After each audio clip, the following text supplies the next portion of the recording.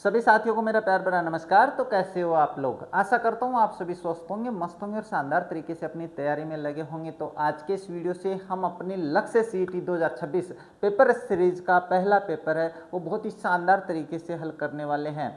और इस paper series के जितने भी क्वेश्चंस होने वाले हैं वो आपके सीईटी पास करने में, सीईटी क्वालिफाई करने में नींव का पत्थर साबित होने वाली है। तो इन प्रश्नों को ध्यान से समझना है। अब ज़्यादा समय नहीं लेते हुए देखो शुरू करते हैं आज का अपना पहला मॉडल पेपर। और पहला मॉडल पेपर जैसा कि मैंने आपको अपने पिछले वीडियो में बताया था कि प्रश्न किस हिसाब से आने वाले हैं। प्रश्नों के जो अपने टॉपिक है ना, आपका जो सिलेबस है, इस सिलेबस के सारे जो टॉपिक है उनको कवर अप करते हुए अपनी सीरीज चलने वाली है। अगर नहीं समझ में आए तो आप देख लेना मैंने किस तरीके से बताया आप लोगों की, इस तरीके से अपन अपना पेपर है वो हल करने वाले हैं। तो पहला प्रश्न देखो, कालीबंगा सभ्यता के नगर नियोजन के संदर्भ में निम्नलिखित कथनों पर विचार कीजिए भाई। और अब की बार आप लोगों ने एलडीसी में देख लिया होगा कि कथनों पे विचार वाले ज़्यादा प्रश्न आए थे भाई, कथन कारण वाले आए थे। तो बिल्कुल वैसे ही अपने पास क्वेश्चन है वो मैं बना रहा हूँ आप लोगों के लिए। अब ये क्वेश्चन आपके सीईटी में नहीं है, ये क्वेश्चन आपकी प्रत्येक एग्जाम में काम आने वाला है। तो उस पेपर को संभल के जरूर देखना है। क्या है पहला पॉइंट है कालीबंगा के बारे में कि यहाँ की सड़कें पूर्णतः समकोण पर काटती थी जिसे ग्रिड पैटर्न या ऑक्सफोर्ड सर्कस कहा गया है। बिल्कुल सत्य बात है भाई, यानी यहाँ पे जो सड़कें बनी है ना वो बिल्कुल समकोण पे काटते हुए बनी है और इनको अपन क्या कहते हैं, ग्रिड पैटर्न या ऑक्सफोर्ड सर्कस कहा गया है। अच्छा, नेक्स्ट पॉइंट की बात करें तो क्या दिया हुआ है, जल निकासी के लिए केवल पक्की ईंटों से निर्मित ढकी हुई नालियों का ही क्या है प्रयोग पूरी सभ्यता में मिला नहीं। ये थोड़ा सा बातें तो सही है, बात तो सही है, लेकिन अपने पास पूरी सभ्यता में यही नहीं मिली है भाई। अपने पास लकड़ी से बनी हुई है ना, लकड़ी को कुरेद कर, है ना, लकड़ी को कुरेद कर स्पेशल प्रकार की नालियों के सबूत भी मिले हैं। तो ये पॉइंट गलत हो जाता है। यहाँ के रक्षा प्राचीर को बनाने में कच्ची ईंटों तथा उन्हें सुदृढ़ करने के लिए बाहरी सतह पर पक्की ईंटों का लेप किया गया है। बिल्कुल सही बात है। तो कथन इसमें क्या कह रहा है, सत्य कथन का चयन कीजिए। तो कथन 1 और 3 सत्य है और 2 कथन है वो गलत है। प्रश्न है ना कमाल का। हाँ, मेरे प्रश्नों को पढ़ते चलोगे तो पसीने आ जाएंगे भैया। अच्छा सर, चलिए फिर। अच्छा, क्या है भाई, सूची 1 को सूची 2 से मिलान करना है और मिलान वाले प्रश्न आपको पता ही आते हैं। तो आहार सभ्यता की बात करें तो इसके कौन है भाई, इसके हैं आपके पास के कौन है, तो भाई अक्षय कीर्ति व्यास आ जाते हैं। इनका जो आहार सभ्यता है जिसको अपन ताम्रकालीन जो सभ्यता बोलते हैं वो भी है और इसकी खोज अक्षय कीर्ति व्यास ने करी है। उत्खनन का कार्य वो इसने किया। बागोर की बात करें तो बागोर में अपने पास भूमिका निभाई है वीएन मिश्र और एल.एस. लेक्सिक्स ने भाई, एल.एस. लेसनिंग भाई, ये ध्यान में रखना, ये दोनों हैं अपने पास। अच्छा, बालाथल की बात करें तो इसमें आपके पास 2 लोग हैं भाई, कौन कौन से, आरसी जिसको अपन रतन चंद्र अग्रवाल है ना, इसको अपन आरसी अग्रवाल पढ़ते हैं आप लोगों की किताबों में नाम जो आता है, और वीएन मिश्र इन्होंने किया है। और गिलुंड जो है ना, इसकी खोज है या इसका उत्खनन का कार्य बीबी लाल ने किया है। तो ये प्रश्नों में आगे डिटेल आएगी, चिंता नहीं करनी है आप लोगों को। इसके बाद गणेश्वर सभ्यता के संबंध में निम्न में से कौन सा पूर्णतः सही है। अच्छा, पूर्णतः सही की बात करें तो कूट में से बताना है। पहला, यहाँ से प्राप्त दोधारी कुल्हाड़ी की बनावट सिंधु सभ्यता के महिषासुर मर्दिनी संप्रदाय से मिलती है। देखो बात इसमें कुछ सत्य है कुछ गलत है, अभी देखते हैं। यहाँ से मकान पत्थरों से निर्मित थे और तथा बाढ़ से बचने के लिए पत्थरों से बांध बनाए गए थे। बिल्कुल सही बात है भाई। और यहाँ से प्राप्त कर्पिस वर्णी मृद पात्र पर केवल सफेद रंग की चित्रकारी की जाती थी, ये गलत है और ये पॉइंट भी गलत है भाई। आपके केवल सही जो है ना वो केवल 2 है भाई, यहाँ पे केवल 2 सही है। अब इसमें मैं बता देता हूँ, 2 तारीख कुल्हाड़ी तो मिली है भाई, 2 तारीख कुल्हाड़ी तो मिली है, लेकिन महिषासुर मर्दिनी से जोड़ना गलत तथ्य है, इसीलिए पॉइंट गलत हो जाता है। कर्पिस वर्णी मृद पात्र जो मिले हैं ना, यहाँ पे आपके पास केवल सफ़ेद रंग की नहीं है, इसके साथ भूरे रंग की, इसके अलावा नीला रंग है, ये भी वहाँ पे मृद पात्रों पे यानी मिट्टी के बर्तनों पे मिला है। तो केवल शब्द से अपने पास ये गलत हो जाता है, तो पॉइंट 2 सही रहता है। अच्छा, नेक्स्ट बात करें तो नेक्स्ट क्या दिया हुआ आपके पास, नेक्स्ट दिया हुआ बैराट सभ्यता के पुरातात्विक साक्ष्यों के विषय में निम्नलिखित कथनों को ध्यान से पढ़िए भाई। बात कर लेते हैं बैराट सभ्यता के पुरातात्विक साक्ष्यों के विषय में निम्नलिखित कथनों पर ध्यानपूर्वक विचार कीजिए भाई। करते हैं, क्या है बैराट, यहाँ से प्राप्त अशोक के भाब्रू शिलालेख की खोज कैप्टन बर्ट ने भीम जी की डोंगरी से की थी। अभी देखो करते हैं इसके बारे में थोड़ी सी चर्चा करते हैं, प्रश्न आया हुआ है आप लोगों की। यहाँ से सूती कपड़े में बंधी 36 चांदी की आहत मुद्राएं मिली है, जिनमें 8 पंचमार्क और 28 इंडो ग्रीक राजाओं की। ये सही पॉइंट है भाई, यहाँ पे ये सही पॉइंट है। यहाँ बुद्ध स्थित बौद्ध विहारों को नष्ट करने का श्रेय हूण शासक तोरमान को दिया जाता है। अब यहाँ पे थोड़ी सी गड़बड़ी हो जाती है, तो ये पहला और जो तीसरा पॉइंट है ये गलत है भाई। अब सही मैं करवा देता हूँ। अशोक के भाब्रू शिलालेख की खोज कैप्टन बट ने की तो है, लेकिन वो भीम जी की डूंगरी से नहीं करी है भाई, वो करी है इन्होंने बीजक की डूंगरी से। क्या भाई? बीजक की डूंगरी से करी है, तो पॉइंट पहला सही करवा दिया। यहाँ पे बौद्ध विहारों को नष्ट करने का श्रेय हूण राजा तोरमान को नहीं जाता भाई, इसके बेटे, यानी इसका बेटा हुआ था, इसके बेटे मिहिर भोज को जाता है। क्या जाता है भाई? इसके बेटे मिहिर कुल ने किया भाई, है ना। किसने? मिहिर कुल ने नष्ट किए थे जो बौद्ध विहार थे उनको। अब इसमें क्या पूछ रहा है कि असत्य कथन का चयन कीजिए, तो 1 और 2 असत्य कथन थे, तो आपके पास 1 और 3 है। 1 और 3 असत्य कथन है, 2 सत्य है, तो असत्य कथन का चयन कर लिया है और उनको सत्य मैंने करवा दिया है भाई। अच्छा, इसके बाद में बात करते हैं कि आर्य सभ्यता के आर्थिक जीवन और औद्योगिक साक्ष्यों के संदर्भ में कौन सा संयोजन असत्य है। असत्य कथनों का ध्यान रखना है भाई। यहाँ से प्राप्त चूल्हों की संख्या एक घर में 4 से 6 संयुक्त परिवार या सामूहिक भोज प्रणाली को दर्शाती है। बिल्कुल सत्य बात है। हम जब पढ़ते हैं तो वहाँ पे पहली लाइन ये लिखवाते हैं, यहाँ तांबा गलाने की भटिया मिली है, जिसके कारण इसे ताम्रवर्ती नगरी भी कहते हैं, नगरी कहते हैं। बिल्कुल सही बात है। यहाँ से प्राप्त लेपिस लाजुली मन के दर्शाते हैं कि यहाँ इनका व्यापारिक संबंध सुमेरिया यानी मेसोपोटामिया से था। बिल्कुल सत्य बात है। यहाँ के लोग चावल की कृषि से पूर्णतः अपरिचित नहीं थे भाई, पूर्णतः चावल की कृषि से परिचित थे और ये ज्वार और गेहूं ही उगाते थे। ये गलत पॉइंट हो जाता है, चावल से परिचित थे ये लोग।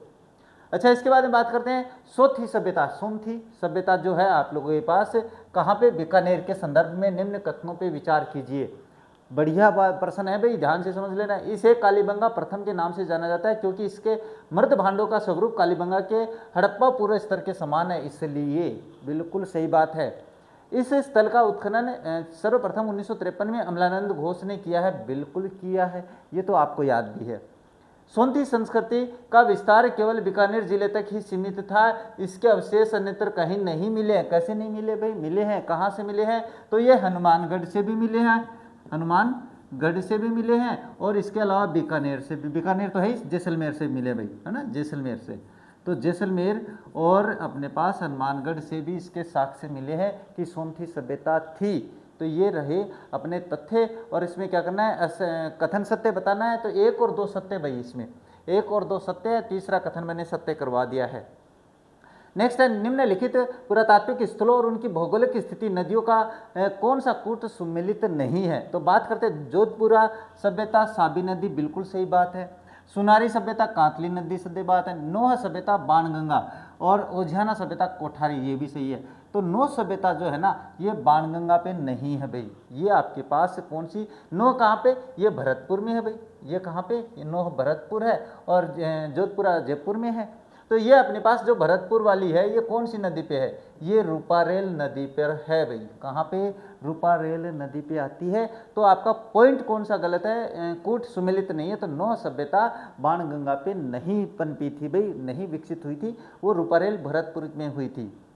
अच्छा, नेक्स्ट बात करें तो क्या रेड टोंक पुरातात्विक स्थल के संदर्भ में कौन सा कथन सत्य है? सत्य कथन की बात करें, ये एशिया का यहाँ से एशिया का सबसे बड़ा सिक्कों का भंडार मिला, जिसमें 3075 आहत मुद्राएं हैं, यानी पंचमार्क मुद्राएं हैं, जिन पे क्या निशान लगाया गया है। यहाँ से प्राप्त अपोलो लोटस के सिक्के इसके सीधे यूनानी व्यापार को प्रमाणित करते हैं। सत्य बात है। तो प्रश्न ऐसे भी आ सकता है कि यूनानी व्यापार से अपने पास अपोलो लोटस के सिक्के कहाँ से मिले हैं? तो ये भी आपके पास यही रहेगा, रेड टोंक रहेगा, आप कर सकते हो। यहाँ से लोह सामग्री की इतनी प्रचुरता मिली है कि इसे प्राचीन भारत का टाटानगर भी कहते हैं। बिल्कुल तीनों कथन सही है भैया। तो चलिए फिर तीनों ऑप्शन सही कर देते हैं, है कि नहीं है? हाँ बिल्कुल, प्रश्नों में आनंद आएगा ऐसे ऐसे। अगर आपको यकीन है कि मैं कर सकता हूँ तो इस प्रश्न का उत्तर देख लो आप लोग। अभी तो क्या है कि अपन लाइव शुरू नहीं कर रहे हैं, नहीं मैं आप लोगों का टेस्ट लाइव लेके दिखा दूँ। अच्छा, क्या कालीबंगा से प्राप्त समाधान पद्धतियों के संदर्भ में या संबंध में निम्न में से कौन सा कथन असत्य है? असत्य कथन की बात करें तो देखो, आयताकार या वृत्ताकार गर्तों में शवों को सीधा लेटाकर गाड़ा जाता था, जिसका सिर उत्तर दिशा में होता था। बिल्कुल सही बात है। जो आहड़ कालीबंगा वासी थे वो अपने पास जो सर है उसको उत्तर दिशा में रखते थे। कलश समाधान के अंतर्गत केवल बच्चों के शवों को घड़ों में रखकर दफनाया जाता था, नहीं दफनाया जाता था भाई, मटकों में दफनाया नहीं जाता था। इसके बाद कुछ कब्रों में शवों के साथ कोई आभूषण या बर्तन नहीं मिले जो आर्थिक विषमता का प्रतीक या प्रतीकात्मक समाधान को दर्शाते हैं। बिल्कुल है भाई, कि वहाँ पे कुछ एक में तो अपने पास आभूषण भी साथ में दफनाए गए हैं और कुछ एक में नहीं है। इसका मतलब कुछ अमीर थे, कुछ गरीब थे। यहाँ से एक बच्चे की खोपड़ी मिली है जिसमें 6 छेद, जो जल कपाल, जिसको अपन क्या कहते हैं, शल्य क्रिया कहते हैं, या आदिम शल्य चिकित्सा का सूचक है। तो ये भी कथन सत्य है। और असत्य कथन आपके पास कलश समाधान है, इसके अंतर्गत बच्चों के शवों को दफनाया नहीं जाता था भाई। नेक्स्ट बात करें तो कथन और कारण वाले आ गए हैं भाई, बढ़िया प्रश्न है। क्या है? आहड़ सभ्यता को एक नगरीय सभ्यता नहीं माना जा सकता, ये ग्रामीण संस्कृति का प्रतीक थी। बिल्कुल सही बात है। आहड़ सभ्यता अपने पास शहरी सभ्यता नहीं थी, ये ग्रामीण सभ्यता थी। ग्रामीण का मतलब होता है जो विकसित नहीं हुई भाई, जिसमें टेक्नोलॉजी नहीं आई, सीधी सी बात है। कारण क्या है? कारण आहड़ के उत्खनन में पक्की ईंटों का प्रयोग न के बराबर मिला। यहाँ के मकान मुख्यतः पत्थर और गारे में बने थे। सीधी सी बात है, कथन और कारण दोनों सही है, और कारण जो है ना वो व्याख्या भी सही कर रहा है। अपने पास आहड़ सभ्यता नगरीय सभ्यता नहीं थी, ग्रामीण सभ्यता थी। इसका मुख्य कारण था, क्यों कह सकते हैं हम, क्यों कह सकते हैं, क्योंकि यहाँ पे ईंटों का प्रयोग न के बराबर हुआ, पत्थर से दीवार बनाई गई थी, गारे से लिपा गया था। तो ऐसा तो अपन गांव में ही करते हैं, शहरों में थोड़ी ना करते हैं। तो ये कथन और कारण दोनों सही और व्याख्या भी सही करता है। नेक्स्ट बात करें, चित्तौड़गढ़ दुर्ग के 7 प्रवेश द्वारों के कर्मिक स्थापत्य के संबंध में निम्नलिखित कथनों पर विचार कीजिए भाई। बढ़िया प्रश्न है, इंपॉर्टेंट। तो मैं ये बताऊंगा कि भाई इससे संबंधित प्रश्न आ सकते हैं। चलिए, दुर्ग का प्रथम मुख्य द्वार पाड़न पोल कहलाता है, जिसके पास देवलिया के रावत बाग सिंह का स्मारक या छतरी बनी है। बिल्कुल कथन सत्य है, कोई गलत नहीं है। तीसरे और चौथे द्वार हनुमान पोल और गणेश पोल, याद रखना तीसरा और चौथा कौन सा है, हनुमान पोल और गणेश पोल के मध्य राठौड़ जयमल और कल्लाजी राठौड़ की छतरियां हैं, ये भी सही बात है। दुर्ग का अंतिम और 7वां मुख्य द्वार रामपोल है, दरवाजे का नाम रामपोल है भाई, 7वां। और पश्चिम मुखी नहीं है भैया, ये क्या है, ये पश्चिम मुखी नहीं है, ये पूर्व मुखी है भाई। क्या है? ये पूर्व मुखी है। और इस पर कछुआओं की शैली का प्रभाव है, नहीं दिखाई देता भाई। कछुआओं से कोई लेना देना ही नहीं है चित्तौड़गढ़ दुर्ग का, कोई दूर दूर तक की संबंध नहीं है।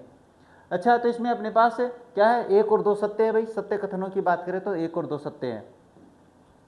मेहरानगढ़ की लाड जोधा यानी मूल प्राचीर के स्थापत्य के संबंध में जीवित व्यक्ति को जिंदा दफनाने की प्रथा के तहत मैंने प्रश्न बताया था, किसे नींव में चुना गया और अपने पास इस दुर्ग के किस बुर्ज में संपूर्ण जोधपुर शहर का विहंगम दर से दिखाई देता है। तो देखो मैं बता देता हूँ। एक अपने पास एससी के कैंडिडेट थे राजा राम भांबी। इनको अपने पास ये मान्यता थी कि करणी माता के आशीर्वाद से राव जोधा जी ने अपने इस दुर्ग की नींव भी रखी थी। और ये रखा गया, ये बताया गया कि जो जिंदा आदमी की अगर बलि देंगे, यहाँ पे चिन्ह यहाँ पे बलि देंगे, तो मान के चलो इस गढ़ को कोई नहीं जीत पाएगा। तो फिर अपनी मर्जी से रजिया भांबी, राजा राम भांबी या रजिया भांबी जिसको अपन कहते हैं, वो अपनी मर्जी से अपने आप को इस नींव में चिन्हवाते हैं। और ये जो जोध बुर्ज है, इससे हम पूरे जोधपुर का दृश्य देख सकते हैं। ये सबसे ऊंची जो बुर्ज है ना, वो है जहाँ से अपने को पूरा जोधपुर दिखाई देता है ना, चाला जोधपुर, वही वाली है। इसके बाद बात करते हैं रणथंभौर दुर्ग के त्रिनेत्र गणेश मंदिर के पृष्ठ भाग में स्थित पीर सदरुद्दीन की दरगाह सुपारी महल का स्थापत्य किस विशिष्ट सामाजिक धार्मिक समन्वय को दर्शाता है। तो देखो एक बात बता देता हूँ, ये जो रणथंभौर का त्रिनेत्र गणेश मंदिर है, ये एक बहुत ही सद्भावना पूर्वक जो है वो मंदिर है। यहाँ एक ही परिसर में मंदिर, मस्जिद और गिरजाघर के स्थापत्य रूप देखने को मिलते हैं, यही सत्य बात हो जाती है भाई। यानी यहाँ पे अपने पास धार्मिक एकता का संकेत मिलता है। रणथंभौर दुर्ग के त्रिनेत्र गणेश मंदिर के सामने भाई ये दृश्य देखने को मिलता है। नेक्स्ट है कोमलगढ़ दुर्ग के आंतरिक लघु दुर्ग कटारगढ़ के स्थापत्य के संबंध में कौन सा बारीक तथ्य असत्य है। बारीक तथ्य भी है भाई अपने पास, मैं बता देता हूँ। कटारगढ़ महाराणा कुंभा का निजी आवास था, जिसे मेवाड़ की आंख कहा जाता है। बिल्कुल सही बात है, इसमें कोई गलत नहीं है। इसी कटारगढ़ में बादल महल के जूनी कचहरी में वीर शिरोमणि महाराणा प्रताप का जन्म हुआ है, ये भी सही बात है। कटारगढ़ में प्रवेश करने के लिए भैरवपोल और नींबूपोल नामक दो विशिष्ट आंतरिक द्वार भी पार करने होते हैं, सही बात है। और इसका निर्माण 18वीं सदी में जयपुर के पुनर्निर्माण भाई, इसका पुनर्निर्माण 18वीं सदी में जयपुर के महाराजा सवाई जय सिंह ने करवाया था, नहीं करवाया भाई, जयपुर के राजाओं से इसका कोई लेना देना नहीं है। तो पुनर्निर्माण की बात करें तो अपने पास चित्तौड़गढ़ के महलों का पुनर्निर्माण का अगर जो कार्य है अगर मैं बात करूं तो 18वीं सदी में है ना, 18वीं सदी में अपने पास फतेह सिंह, कौन भाई, राजा फतेह सिंह, मैं लिख देता हूँ, फतेह सिंह ने शुरू किया था भाई पुनर्निर्माण का कार्य। राजा फतेह सिंह है, अपने राणा फतेह सिंह, इन्होंने शुरू किया था। जयपुर के राजाओं से कोई लेना देना नहीं है।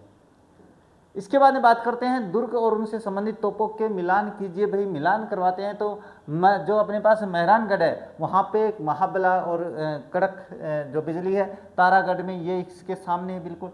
जो मेहरानगढ़ में जो तोप पड़ी है उसको क्या कहते हैं, उसको महाबला कहते हैं या कड़क बिजली कहते हैं। बूंदी तारागढ़ की बात करें तो गर्भ गुंजन तोप कहते हैं, बूंदी में रखी तोप को क्या कहते हैं, गर्भ गुंजन कहते हैं। शेरगढ़ धौलपुर में रखी अगर बात करें तो हुणहुंकार तोप है भाई, वो हुणहुंकार का मतलब नाम है तोप का। और अगर बात करें अपने पास जयपुर की तो मचवान या जयबान तोप है, वो जयपुर में है। तो ये सारे सुमेलित हैं, इनको आगे पीछे करने की आवश्यकता नहीं है।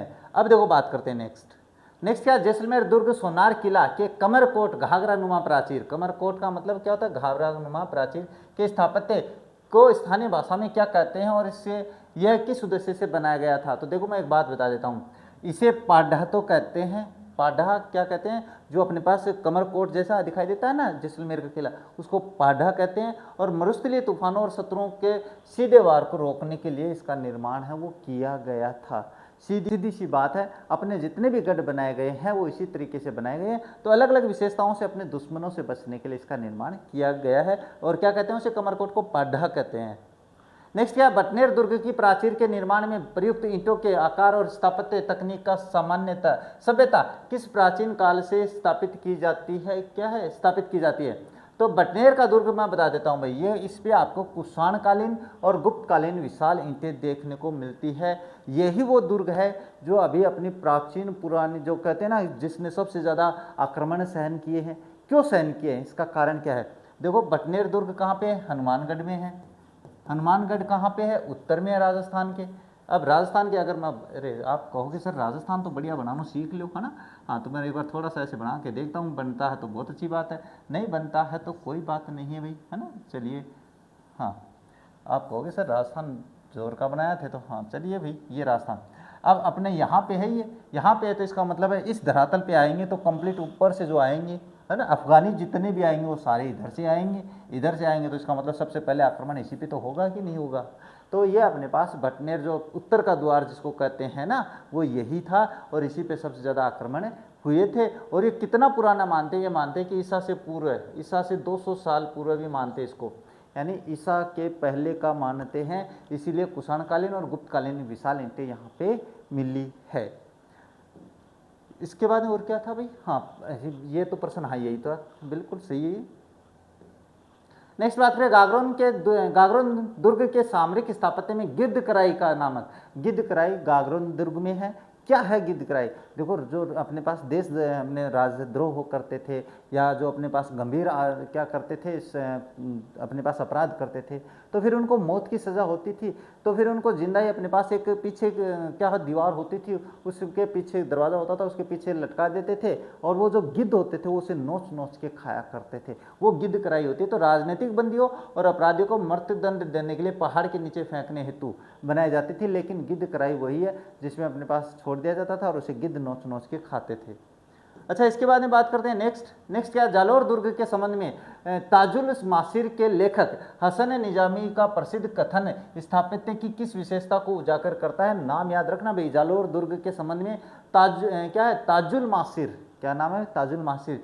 तो बता देते देखो इसमें यही है, इसके प्राचीर इतने दुर्गम है कि कोई भी आक्रमणकारी इसका दरवाजा खोलकर शक्ति के बल पर प्रवेश नहीं कर सकता है। ये शब्द किसने कहे हैं, ताजुल मासिर ने कहे हैं, जालोर दुर्ग के लिए कहे हैं भाई।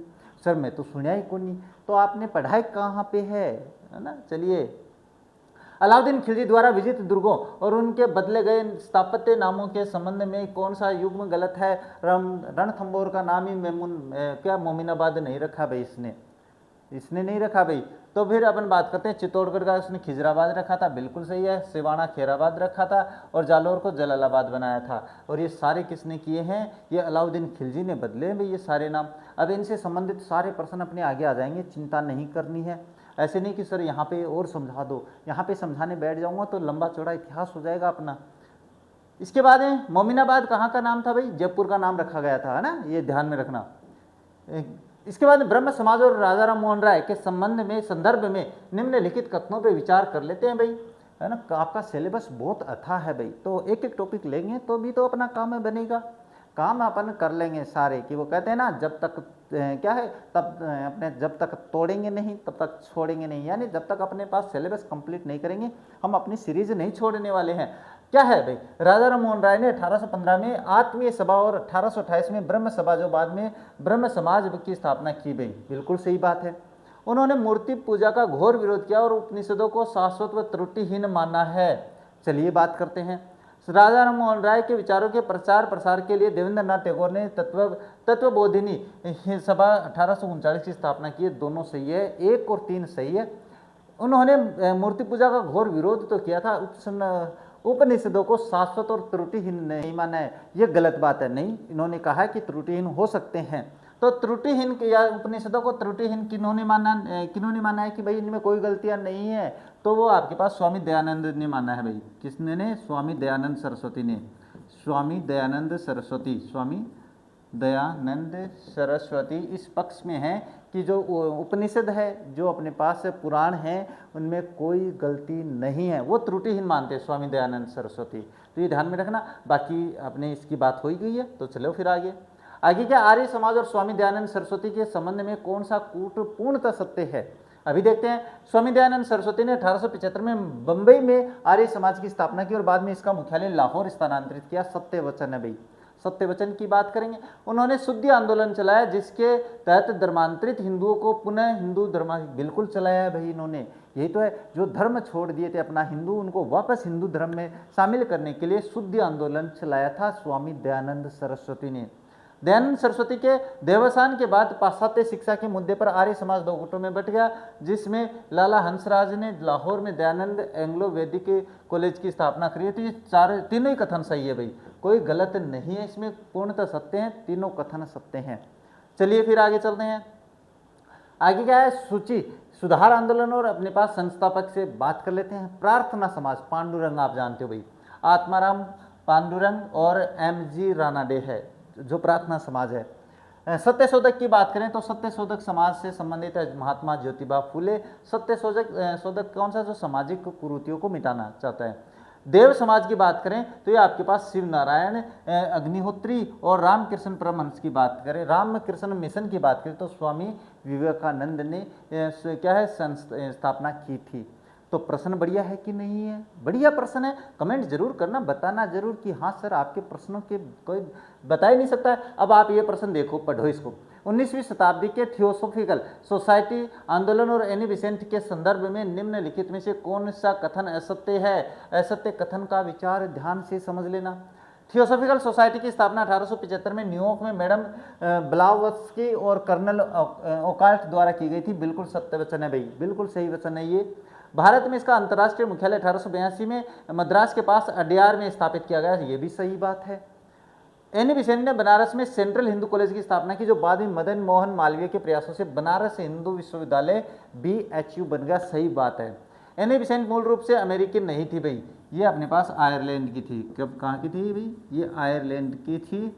और जिन्होंने हिंदू पुनरुत्थान का विरोध किया था, नहीं, पुनरुत्थानवाद का विरोध भी नहीं किया था, ये समर्थक थी भाई अपने पास। ये क्या थी? ये समर्थक थी पुनरुत्थान, हिंदू पुनरुत्थान से संबंधित।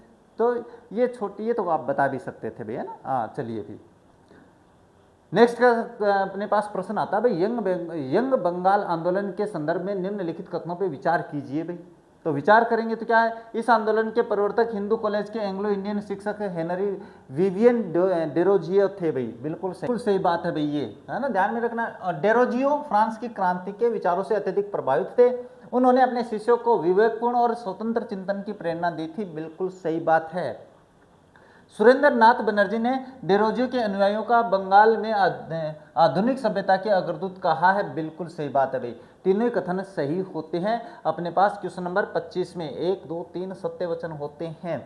प्रश्नों में विश्लेषणात्मक की कमी नहीं है, अपने प्रश्न सारे विश्लेषणात्मक आने वाले हैं।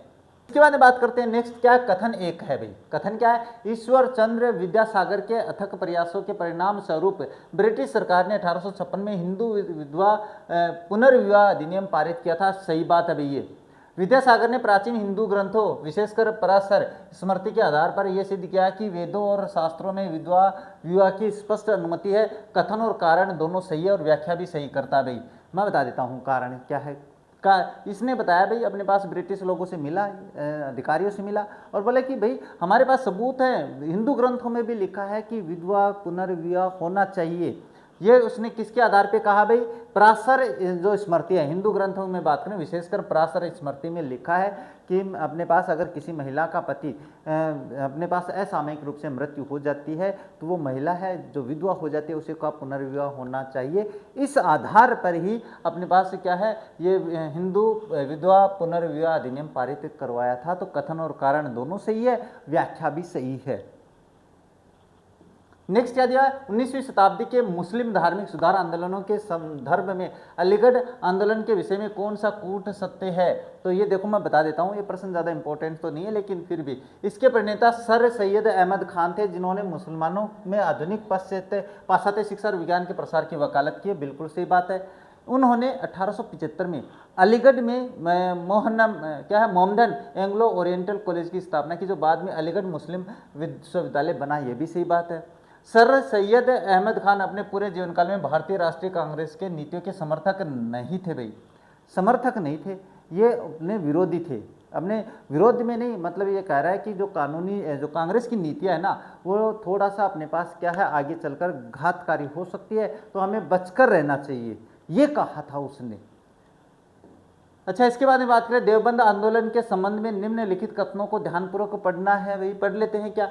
एक रूढ़िवादी पुनरुत्थानवादी आंदोलन था जिसमें, हाँ यह एक रूढ़िवादी पुनरुत्थानवादी आंदोलन था जिसकी शुरुआत मोहम्मद कासिम ननौतवी और राशिद अहमद गंगोही ने 1866 में उत्तर प्रदेश के सहारनपुर में की। बिल्कुल सही बात है।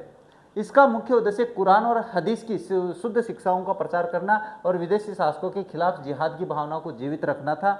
देवबंद आंदोलन ने सर सैयद अहमद खान के अलीगढ़ आंदोलन के पश्चिमीकरण की नीतियों का पुरजोर समर्थन नहीं, पश्चिमी नीतियों का पुरजोर समर्थन नहीं, विरोधकारी थे भाई। तो 1 और 2 सत्य है, बाकी दोनों गलत। ये जो नंबर 3 है वो गलत है भाई। अच्छा, नेक्स्ट बात करें दक्षिण भारत में आत्मसम्मान आंदोलन के संबंध में का कौन सा संयोजन सत्य है? अभी देखते हैं दक्षिण भारत में इसकी शुरुआत 1925 में ईवी रामास्वामी नायकर पेरियार ने की थी। बिल्कुल की थी, पेरियार के बारे में प्रश्न आएंगे आपसे। इस आंदोलन का मुख्य उद्देश्य ब्राह्मणवादी वर्चस्व का विरोध और गैर ब्राह्मणों को समाज में समानता दिलाना था। बिल्कुल, जो ब्राह्मण था वो अपने पास उच्च क्वालिटी पे यानी पूरे समाज पे उसका अधिकार था और बाकी सारे नीचे थे, तो अन्य जो समाज था उनको बराबर लाना था। इन्होंने बिना ब्राह्मण पुरोहितों के विवाह यानी आत्मसम्मान विवाह की पद्धति को बढ़ावा दिया। ये भी सही बात है। तो तीनों कथन सत्य हो जाते हैं दक्षिण भारत के आत्मसम्मान आंदोलन से संबंधित, ध्यान में रखना भाई। अच्छा, सत्यशोधक समाज की तार्किक पृष्ठभूमि के बारे में महात्मा ज्योतिबा फुले द्वारा लिखित कौन सी 2 पुस्तकें सबसे महत्वपूर्ण स्रोत मानी जाती है सत्यशोधक समाज के बारे में? तो गुलामगिरी और शेतकर्याचा आसूड जो किताबें हैं, ये अपने पास इस सत्यशोधक समाज की क्या होती है तार्किक पृष्ठभूमि जो है वो इन्हीं किताबों से क्या है अपन जान सकते हैं। नेक्स्ट बात करें क्या? राजस्थान के कुल क्षेत्रफल के संदर्भ में पश्चिमी रेतीले मरुस्थल के विस्तार एवं जनसंख्या प्रतिशत का सही युग्म कौन सा है? सीधी सी बात ये कर दोगे आप, बहुत ही सरल प्रश्न है भाई। देखो ये जो है ना अपने राजस्थान का छोटी सी बात बता देता हूँ मैं, है ना। अभी थोड़ी सी बात चलेगी भाई, ज़्यादा नहीं चलेंगे, ज़्यादा चलेंगे तो समस्या हो जाएगी ना आप लोगों के पास। आप कहोगे सर आप तो ये कर रहे हो अपने, है ना, समय बढ़ा रहे हो। चलिए कोई बात नहीं है, देखते हैं। तो ये लो अपन जल्दी कर लेते हैं। ये अपना राजस्थान हो जाता है। ये क्या कह रहा है? ये अरावली हो जाती है ना। तो अब ये कह रहा है कि अपने पास रेतीला मैदान की बात करें तो जो मरुस्थलीय क्षेत्र है वो आपके पास कितना है भाई? ये आपके पास 61.11% क्षेत्र पे तो है। और अरे क्या हो गया, ज़्यादा कैसे? और इसमें कितनी 40% जनसंख्या निवास करती है। अरावली है वो आपके पास क्या है, ये आपकी 9% क्षेत्र पे फैली और 10% जनसंख्या यहाँ पे निवास करती है। तो अरावली के बारे में ध्यान रखना।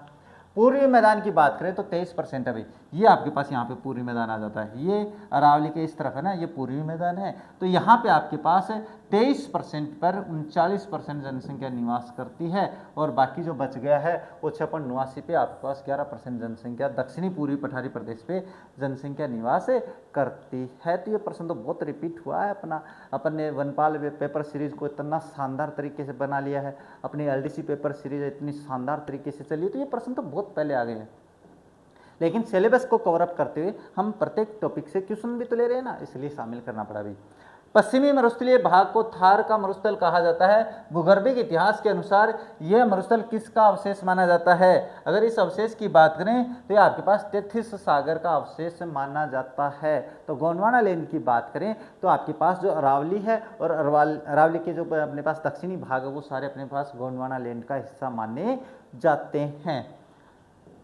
नेक्स्ट बात करें थार मरुस्थल को विशाल रेतीला मरुस्थल, महान मरुभूमि और अर्ध शुष्क मैदान बांगर में विभाजित करने वाली समवर्षा रेखा कौन सी है? मैं सारी रेखाएं बता देता हूं भैया आप लोगों को, फिर आपको क्या है समस्या नहीं होगी, है ना। भारत अपने पास राजस्थान बनाऊंगा, बनाना सीखूंगा भाई, बिल्कुल बनाना सीखेंगे आप लोगों से ही, है ना। आप लोग सिखा दोगे मुझे, बिल्कुल सिखा देंगे, हाँ सर सिखा देंगे। चलिए फिर देखते हैं अपने पास बनता है कि नहीं बनता भाई, कोई बात नहीं है, हम बना देते हैं इस तरीके से। चलिए इस तरीके से बनाएंगे तो भाई चलिए थोड़ा बहुत तो बनाना पड़ेगी। चलिए भाई बन जा, कहीं कैसे किसी भी तरीके से बन जा भैया आप लोग। हाँ ये बन गया भाई, हाँ चलिए ये अपना राजस्थान थोड़ा सा बांका टेढ़ा ही है, कोई बात नहीं है। ये क्या पूछ रहा है अपने पास, एक बार मैं वर्षा रेखा खींच देता हूँ। अब वर्षा रेखा खींचे तो पहले अपने को अरावली खींचनी पड़ेगी, तो ये आपके पास हो जाती है अरावली। ये क्या हो जाती है? ये अरावली हो जाती है। अब अपने वर्षा रेखा खींचते हैं, एक वर्षा रेखा 2 और एक वर्षा रेखा ये खींच देते हैं। अब अपने पास बात करते हैं तो ये जो मरुस्थलीय क्षेत्र है ना, इसमें अगर अपन बात करें जो औसत जो वर्षा रेखा अलग करती है, ये जो है ना ये जो हिस्सा इसको कहते हैं अपन बांगर का मैदान या अर्ध शुष्कीय मरुस्थलीय प्रदेश, ये आता है। यहाँ पे अपने पास जो वर्षा रेखा है और ये जो इधर वाला है शुष्क, बिल्कुल शुष्क क्षेत्र है, इसको ये जो रेखा करती है ना, ये कौन सी है? ये 25 सेंटीमीटर वर्षा रेखा भी, ये कौन सी है? 25 सेंटीमीटर। अब पूरे मरुस्थल को अरावली से कौन सी वर्षा रेखा अलग करती है? तो अरावली से आपके पास ये आ जाती है एक रेखा, मैं यहाँ पे ये पीली वाली रेखा खींच देता हूँ, ये अरावली के इधर होती है, तो ये आपके पास 50 सेंटीमीटर वर्षा रेखा है, वो आपको अरावली को पश्चिमी मरुस्थल से अलग करती है। अच्छा चलिए अब ये जो पूर्वी मैदान है ना, ये जो पूर्वी मैदान है इसकी बात करें तो इसको अपने पास दक्षिणी पठारी प्रदेश, इस दोनों को अगर अपन बात करें अलग अलग करें तो ये प्रश्न आ सकता है भाई आप लोगों का, मैं बता रहा हूँ, एक बार आया है बूंदी में, है ना। हाँ ये रेखा सारी मैं बाद में समझा दूंगा। ये जो रेखा है ये आती है आपके पास 75 सेंटीमीटर वर्षा रेखा, ये पूर्वी मैदान को और दक्षिणी पूर्वी पठारी प्रदेश को अलग करती है। तो अब देख लो आप इसमें अपने पास कौन सी है, तो ये जो रेखा है ये आपके पास कौन सी है? ये 25 अर्ध शुष्क, हाँ बिल्कुल, तो 25 सेंटीमीटर वर्षा रेखा इसका आंसर हो जाएगा। अब देख लेना कौन सी रेखा किसको अलग करती है। अपने कहोगे सर पड़ोस वाली रेखा हमारे भाई जी को अलग करती है, वो नहीं सोचना है, वो सोचोगे तो परेशानी हो जाएगी। नेक्स्ट क्या, मरुस्थल क्षेत्रों में पवन के वेग द्वारा स्थापित निर्मित होने वाले अनुदैर्ध्य बालुका स्तूप की मुख्य विशेषता क्या होती है? बताओ भाई क्या होती है? आप करोगे समकोण पे, नहीं मैं समकोण पे नहीं करवाऊंगा, समानांतर बनते हैं। समानांतर बनने का मतलब जैसे ऐसे हवा चल रही है तो ये भी अपने पास है इसी तरीके से बनते हैं, ये इसी तरीके बनेंगे, इसको अपन अनुदैर्ध्य बालुका स्तूप कहते हैं, ध्यान में रख लेना। अच्छा समकोण की बात करते हैं तो समकोण पे कौन से बनते हैं? ये बनते हैं आपके पास अनुप्रस्थ। कौन से बनते हैं भाई? ये अनुप्रस्थ बनते हैं। अनुप्रस्थ जो हवा की समकोण पे बनते हैं उनको, हाँ ये कैसे होते हैं? ये बिल्कुल ऐसी इस आकार पे होते हैं भाई, है ना, ये इस आकार पे बन जाते हैं, ये इस आकार पे, तो ये इस आकार पे बनेंगे, तो ये जो कोण होता है ये 90 डिग्री का होता है। अर्धचंद्राकार कौन से होते हैं? ये आप जानते हो भाई, अर्धचंद्राकार होते हैं बरछान। क्या होते हैं भाई? बरछान होते हैं या बरखान होते हैं। तारों की आकृति वाले हैं वो कौन से होते हैं? वो आपके पास सिर्फ होते हैं, तो ये ध्यान में रख लेना भाई। तो ये आपके हो जाता है क्वेश्चन नंबर 34। 35 है पवन के अपर्दन और निक्षेपण से बनने वाले सर्वाधिक गतिशील और विनाशकारी अर्धचंद्राकार बालू के टीलों को स्थानीय भाषा में क्या कहते हैं? उनको अपन बरखान या बरछान, अभी बताया मैंने आपको क्या कहते हैं, बरखान या क्या है, बरछान कहते हैं। पैराबोलिक कौन से होते हैं? जो इस आकृति के टीले होते हैं उनको पैराबोलिक कहते हैं, है ना। एक वैसे ऐसे गुंबदकार जो होते हैं, गुंबदाकार, गुंबद, ये गुंबद ही तो आप लोगों के पास और क्या है ना। गुंबदाकार जो होते हैं वो आपके पास कौन से होते हैं भाई? ये पैराबोलिक होते हैं। सीफ कौन से होते हैं? जो मैंने अभी बताया आप लोगों को। और इसके अलावा बात करें नेबखा, ये नहीं होते भाई, है ना। तो बस ये तो आप लोगों ने पढ़े भी होंगे, छोटे सा प्रश्न है भाई। अच्छा, राजस्थान के जैसलमेर, बाड़मेर और जोधपुर जिलों में मध्य फैले बालू का स्तूप मुक्त प्रदेश का मुख्य भू आकृतिक कारण क्या है भाई? यानी कहने का मतलब जैसलमेर, बाड़मेर और जोधपुर में कुछ स्थान ऐसे हैं जो बालू का स्तूप मुक्त प्रदेश है भाई। वहाँ पे बालू का स्तूप नहीं है भाई। बालू का यानी टिब्बा को नहीं बना रहे बैठे। क्यों को नहीं बने? क्यों को नहीं बने? उसका कारण यहाँ धरातल पर जुरासिक और इयोसीन काल की अवसादी चट्टानें अनावरत है। अब चट्टानें सीधी सी वही है, इन चट्टानों में पानी भी होगा। तो ये जैसलमेर में अपने पास क्यों नहीं है? क्योंकि वहाँ पे अपने पास जो सेवन घास उगती है, नीचे जल पट्टी है, तो इस कारण से टीले नहीं बन पाते हैं, यही कारण है। अच्छा, नेक्स्ट क्या है? जैसलमेर जिले में स्थित लाठी सीरीज का भौतिक और पारिस्थितिक महत्व क्या है? जानते हो लाठी सीरीज, तो मुझे समझाने की आवश्यकता नहीं है। यह पोखरण से मोहनगढ़ तक विस्तृत एक भूमिगत मीठे पानी की झील है, पट्टी है, जिस पर आपके पास सेवण है ना, जिसपे सेवण जो कि एकदम अपने पास पशुओं के लिए क्या है, पौष्टिक घास होती है, वो उगती है। तो ये हो जाता है प्रश्न। इसके बाद में बात करते हैं क्या मरुस्थल में बालूका स्तूपों के मध्य स्थित निम्न भूमि जहां वर्षा का जल एकत्रित होने से अस्थायी खारे पानी की झीलें बनती है, उसे क्या कहते हैं? उसे आपके पास रन या पलाया कहते हैं। ये खड़ीन मत कर देना भैया, पालीवाल किसानों द्वारा की जाने वाली कृषि का प्रकार होता है खड़ीन। तो ये जोहड़ जो मीठे अपने पास अपने चौकोर आकृति में बनाया जाता है, वो जानते हो जोहड़। तो उसे रन या पलाया कहते हैं, जो अस्थायी झीलें होती हैं। अच्छा, नेक्स्ट बात करें जैसलमेर के पालीवाल ब्राह्मणों, नाम आ गया भाई, पालीवाल ब्राह्मणों द्वारा मध्यकाल में विकसित की गई मरुस्थलीय जल संरक्षण एवं कृषि पद्धति को क्या कहते हैं? खड़ीन कहते हैं भाई। क्या कहते हैं? खड़ीन कहते हैं। टोबा क्या होता है? टोबा जिसको अपन टांका कहते हैं, जिसमें पानी, वर्षा का पानी एकत्रित होता है। झालरा भी अपने पास पानी संरक्षित करने का एक साधन होता है, और बेरा भी अपने पास जो गोलाकार होते हैं, आकृति में बनाए जाते हैं, वो होता है। तो ये ध्यान में रखना, खड़ीन ज़्यादा बेटर है। राजस्थान के किस जिले में आकलवुड फॉसिल पार्क स्थित है, जहां 18 करोड़ वर्ष पुराने कास्ट जीवाश्म मिले हैं? तो सीधी सी बात है, ये तो आपके जैसलमेर में है, तो ये तो मुझे बताने की आवश्यकता भी नहीं पड़नी चाहिए। नेक्स्ट है हिमालय के अब यहाँ से अपने पास भारत का भूगोल भी शुरू हो गया। आए कि नहीं आए? आपका टॉपिक वाइज आप टॉपिक उठा के देख लेना अपने सिलेबस का, बिल्कुल सारे प्रश्न शामिल हो रहे हैं भाई। क्या है? हिमालय के अनुदैर्ध्य वर्गीकरण के संदर्भ में निम्नलिखित कथनों पे विचार कीजिए। अभी करते हैं। देखो, वृद्ध हिमालय की औसत ऊंचाई 6100 मीटर है और ये मुख्य रूप से ग्रेनाइट और नीस चट्टानों से बना है। बिल्कुल सही कथन है ये। अच्छा, लघु हिमालय और वृद्ध हिमालय के मध्य मेन बाउंड्री फोल्ट MBF नहीं है भाई, बिल्कुल नहीं है, ये भी बता देता हूँ। शिवालिक हिमालय की सबसे नवीनतम श्रेणी है और जहां पाई जाने वाली समतल घाटियों में पश्चिम में दून और पूर्व में द्वार कहा जाता है। जैसे देहरादून है ना, हरिद्वार है, ये सारे अपने पास वहां पे पाए जाते हैं। तो देखो, कथन 1 और कथन 2 तो सही है, सॉरी 3 तो सही है। लघु हिमालय और वृद्ध हिमालय के बीच मेन बाउंड्री फॉल्ट नहीं है, तो फिर ये कहाँ पे है? तो ये आपके पास लघु हिमालय तो है ही है। लघु हिमालय के बाद में आपके पास ये किसके बीच में आती है? ये शिवालिक हिमालय के बीच में आती है भाई। किसमें? शिवालिक हिमालय के बीच आती है मेन बाउंड्री फॉल्ट जिसको कहते हैं। अब ये ध्यान में रखना, लघु हिमालय और शिवालिक हिमालय। इसके बाद ने क्या दिया? कश्मीर हिमालय की भू आकृति के संदर्भ में करेवा क्या है, जिस पर किस विशिष्ट फसल की कृषि के लिए पूरे भारत में क्या है, किस विशिष्ट फसल की कृषि के लिए पूरे भारत में प्रसिद्ध है? तो बता देता हूँ। कश्मीर हिमालय क्या है?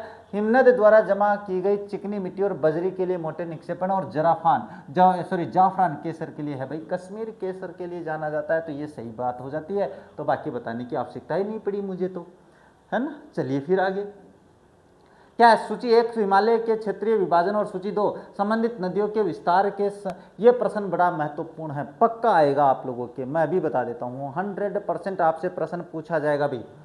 अच्छा, कश्मीर हिमालय कौन सी 2 नदियों के बीच में है? तो कश्मीर हिमालय आपके पास सिंधु और सतलज नदियों के बीच में होता है। कुमाऊं हिमालय की बात करें तो ये आपके पास होता है सतलज और काली नदी के बीच में आता है। नेपाल हिमालय की बात करें तो ये आपके पास काली और तीस्ता नदी के बीच में आता है। और अगर असम हिमालय की बात करें तो तीस्ता और दिहांग जो नदी है उसके बाद में आता है और ये अपने हिमालय का अंतिम भाग आ जाता है, ये अंतिम भाग आ जाता है। तो ये क्रम आपको याद रखना है भाई, पक्का आपसे प्रश्न पूछ सकते हैं। तो 1 के सामने 2, 2 के सामने 1 और 3 के सामने 4 और 4 के सामने 3 है। अच्छा, इसके बाद में बात करते हैं, मैं छोटी सी बात आपको यहाँ पे समझा देता हूँ। चलिए, वो दोनों बातें सारे प्रश्न अपने यहीं पे करेंगे। क्या ट्रांस हिमालय की श्रेणियों का उत्तर से दक्षिण की ओर भौगोलिक क्रम में क्या है? ट्रांस हिमालय, हिमालय को अपन 3 कैटेगरी में डिवाइड करते हैं कि नहीं करते? चलिए मैं समझाता हूँ आप लोगों को, तब आएगा समझ में। अब देखो, मैं छोटी सी बात बता ही देता हूँ आप लोगों को, आपके पास ये समझाना जरूरी है, नहीं तो मैं इतना ज़्यादा नहीं करता भाई, ये प्रश्न बताना जरूरी है। देखो, अगर बात करें अपने पास जो हिमालय का वर्गीकरण है उसके बारे में छोटी सी बात करेंगे, क्योंकि इससे संबंधित प्रश्न आते हैं आप लोगों के पास। अगर इससे मैं बात करूं तो ये क्या कह रहा है, ट्रांस हिमालय कौन सा है? तो ये जो नीला नीला दिखाई दे रहा है ना, ये आपके पास ट्रांस हिमालय हो जाता है। कौन सा? ट्रांस हिमालय, जिसको मैंने यहाँ पे नामकरण दे रखा है। इसके बाद में जो ये है, ये जो दिखाई दे रहा है, ये आपके पास कौन सा आता है? ग्रेटर हिमालय, है ना, महान हिमालय जिसको कहते हैं। और ये जो आता है ये आ जाता लेसर हिमालय, जिसको क्या हम मध्य हिमालय कहते हैं। और ये जो ग्रीन वाला है इसको कहते हैं शिवालिक हिमालय। तो ये तो हो जाते हैं आपके पास जो मैंने बताया है वो हिमालय। ट्रांस हिमालय अपने पास ये जास्कर चोटी का नाम है भाई, पीरपंजाल है, धौलाधीरी है, अपने पीरपंजाल धौलाधीरी, ये अपनी चोटियों के नाम है भाई। यहाँ पे ना उत्तराखंड आ जाता है, नेपाल आ जाता है और इसके बाद असम यहाँ पे है ना, ध्यान में रखना। तो ये तो हो जाते हैं अपने हिमालयों के जो वर्गीकरण है वो। अब बात करते हैं जो नदियाँ मैंने बताई हैं, तो ये ध्यान में रखना, अभी बात करेंगे इनके बारे में भी। अब यहाँ पे देखो, ये जो ऊपरी हिमालय है, ये जो ऊपरी हिमालय ट्रांस हिमालय है, इसकी बात करें तो ये जो देखो इंडस नदी यानी अपने सिंधु नदी आती है। ये अब यहाँ पे ये इंडस नदी है, यानी इंडस यानी सिंधु नदी है। अगर मैं बात करूँ जो पंजाब हिमालय या कश्मीर हिमालय की बात करें तो ये देखो, ये सिंधु नदी आ जाती है आपके पास, है ना, ये सिंधु नदी हो जाती है। ये क्या हो जाती है भाई आपके पास? सिंधु नदी। तो ये रही सिंधु नदी। और इसके बाद में बात करें तो ये सतलज नदी, तो ये सतलज नदी यहाँ से, तो इसके बीच का जो मीटर है ना, इसको कहते हैं पंजाब हिमालय या कश्मीर हिमालय। अब ये जो ग्रीन वाला है ना, ये जो ग्रीन वाला ये है कुमाऊं हिमालय। ये क्या है? कुमाऊं हिमालय। तो ये सतलज नदी और काली नदी के बीच का जो हिस्सा है उसको क्या कहते हैं? कुमाऊं हिमालय कहते हैं। और काली नदी और अपने पास तीस्ता नदी है ना, तीस्ता नदी जो है इसके बीच ये जो येलो कलर का ये है नेपाल हिमालय। और इसके बाद में असम हिमालय की बात करें तो जो काली नदी और तीस्ता नदी उसके बीच का है असम हिमालय। तो ये थोड़ा सा प्रश्न है ना, यहाँ पे देखो भाई एक बार, तो असम हिमालय तीस्ता और दिहांग ब्रह्मपुत्र के बीच में है ना, जो लास्ट का हो जाता है। और नेपाल हिमालय काली और तीस्ता के बीच में जो है ना वो हो जाता है। तो ये आपको थोड़ा सा बताना जरूरी था, तभी मैंने सोचा यहाँ पे जगह नहीं है तो वहाँ पे देख लेते हैं। तो ये ध्यान में रखना भी। अब बात करते हैं ट्रांस हिमालय। ट्रांस हिमालय की बात करें तो आपके पास ये जो हिमालय है इसकी बात कर रहा हूँ। इसमें बात करें तो उत्तर से दक्षिण की तरफ चलेंगे तो आपके पास ये है जो ये कराकोरम और लद्दाख और उसके बाद में जास्कर। ये देखो कराकोरम, लद्दाख और जास्कर ये रही यहाँ पे। और उस कहते हैं वो आता है। तो पीरपंजाल, धौलाधर और ये सारी नेपाल हिमालय ये सारे अपने पास इसमें आते हैं। तो ये थोड़ी सी बात ध्यान में रखनी है। बाकी जो कैलाश है वो यहीं पे इसमें आ जाता है, इसमें इस क्षेत्र में आ जाता है। तो ये आपके पास क्या हो जाती है? कराकोरम, लद्दाख, जास्कर और कैलाश श्रेणी अपने पास उत्तर से दक्षिण आते हैं। तो ट्रांस हिमालय में अपने पास ये चोटियाँ आती हैं। अब ये ध्यान में रख लेना कौन से जो श्रेणी है वो बांटी गई है, किस तरीके से बांटी गई है भाई। अच्छा, इसके बाद में बात करते हैं नेक्स्ट यह भारत की दूसरी सबसे ऊंची चोटी कंचनजंगा राज्य किस राज्य में स्थित है? ये हिमालय के किस भाग के अंतर्गत आती है? अगर मैं बात करूं तो ये आपके पास जो कंचनजंगा है वो सिक्किम में तो है और असम हिमालय में आती है। और ये भारत की अपने पास दूसरी ऊंची चोटी है। क्या है ये? दूसरी ऊंची चोटी है। लेकिन अगर मैं बात करूं भारत में स्थित, तो भारत में स्थित ये अपने भारत की सबसे ऊंची चोटी कंचनजंगा ही है। K2 आपके पास कहाँ है? K2 आपके पास POK जो कि पाक अधिकृत क्षेत्र है उसमें आपके पास K2 आती है। अपने पास जो अपने पास K2 ने आस्टिन नाम है ना, गढ़ आस्टिन, वो आपके पास क्या है? सबसे ऊंची चोटी है। तो ये कहाँ है? ये असम हिमालय में है, कंचनजंगा जो है भाई। अच्छा, इसके बाद में बात करते तो आपके पास क्या आता है? नेक्स्ट, पश्चिमी घाट और पूर्वी घाट के संबंध में निम्नलिखित में से कौन सा कथन असत्य है? कौन सा कथन असत्य है? तो इसके बारे में अगर अपन चर्चा करें तो सबसे पहले ध्यान में रखना, पश्चिमी घाट एक सतत श्रृंखला है जिसे केवल 2 दर्रों द्वारा ही पार किया जा सकता है, जबकि पूर्वी घाट नदियों द्वारा अत्यधिक विच्छेदित है। दोनों बातें सत्य हैं अपने पश्चिमी घाट और पूर्वी घाट के बारे में। कौन से? जैसे अपना क्या है, ये भारत है, तो इस भारत की बात करें तो ये अपने पास पश्चिमी घाट हो जाता है और ये आपके पास कौन सा हो जाता है, ये पूर्वी घाट हो जाता है। तो ये तो बना है नदियों के द्वारा, क्योंकि इधर से अपने पास ब्रह्मपुत्र है, अपने गंगा है, वो सारी नदियाँ इधर ही आती है, तो ये नदियों द्वारा है। और ये अपने पास दर्रों पत्थरों द्वारा बनाया गया है, तो ये केवल दर्रों का मार्ग हो जाता है। पश्चिमी घाट की औसत ऊंचाई पूर्वी घाट की तुलना में अधिक है, बिल्कुल सही बात है भाई। यानी ये जो घाट है इस घाट से ऊंचा है, ये घाट क्या है, इस घाट से क्या है, ऊंचा क्षेत्र है भाई। पश्चिमी घाट की सबसे ऊंची चोटी महेंद्रगिरी नहीं है भाई, ये महेंद्रगिरी जो है ना वो नहीं है। तो फिर बात करते हैं, दोनों घाट एक दूसरे को नीलगिरी पर्वत पहाड़ियों पर मिलते हैं, बिल्कुल यहाँ पे जो आके ये दोनों घाट यहाँ पे मिलते हैं, यहाँ पे नीलगिरी केरल में मिलती है चोटियाँ, जहाँ पर आपके पास ये दोनों घाट आके मिलते हैं। अब महेंद्रगिरी की बात करते हैं, ये पश्चिमी घाट ने भी, ये पूर्वी घाट की सबसे ऊंची चोटी है भाई। पूर्वी घाट जो है ना उड़ीसा में बात कर लेते हैं, उड़ीसा की क्या है, ये उड़ीसा में है भाई पूर्वी घाट में सबसे ऊंची चोटी महेंद्रगिरी। तो बस ये ध्यान में रख लेना भाई, बाकी इस प्रश्न आपको समझ में आ गया होगा। अच्छा नेक्स्ट बात करें तो नेक्स्ट क्या दिया हुआ है, नेक्स्ट दिया दक्षिण भारत की सबसे ऊंची चोटी नैमुडी किस पहाड़ी श्रृंखला का इस पर स्थित है, तो नीलगिरी या अन्नामलाई की पहाड़ियाँ, बिल्कुल यही है भाई। अन्नामलाई की जो पहाड़ियाँ हैं ना वहाँ पे सबसे ऊंची चोटी यानी नैमुडी है, 2695 मीटर ऊंची है भाई ये चोटी। और इसके बारे में एक और ख़ास बात बता देता हूँ, ये आपके पास प्रायद्वीपीय जो अपने पास भारत है, दक्षिणी भारत है, उसकी भी सबसे ऊंची चोटी अनाईमुडी है, 2695 मीटर ऊंची है भाई। अच्छा ये बात करें बाद में नीलगिरी अन्नामलाई, ये बाकी छोड़ो भाई, आगे प्रश्न में बात कर लेंगे।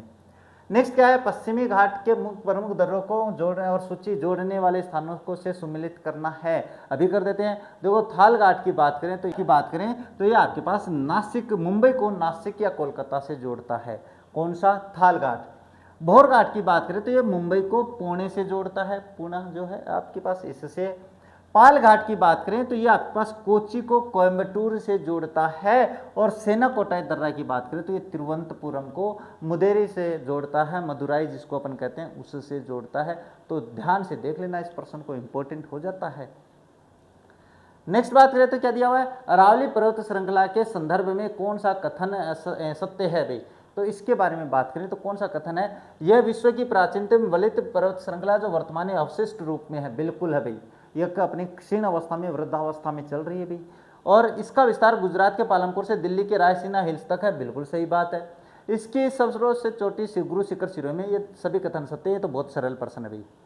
विंध्याचल सतपुड़ा पर्वत श्रेणियों के श्रृंखलाओं के मध्य से होकर गुजरने वाली या होकर कौन सी प्रमुख नदी भ्रंश घाटी में बहती है भाई। यानी कहने का मतलब विंध्याचल और सतपुड़ा जब ये आपस में खिसकते हैं तो जो भ्रंश घाटी बनी है उसमें अपने पास बताएं तो नर्मदा नदी है वो बहती है।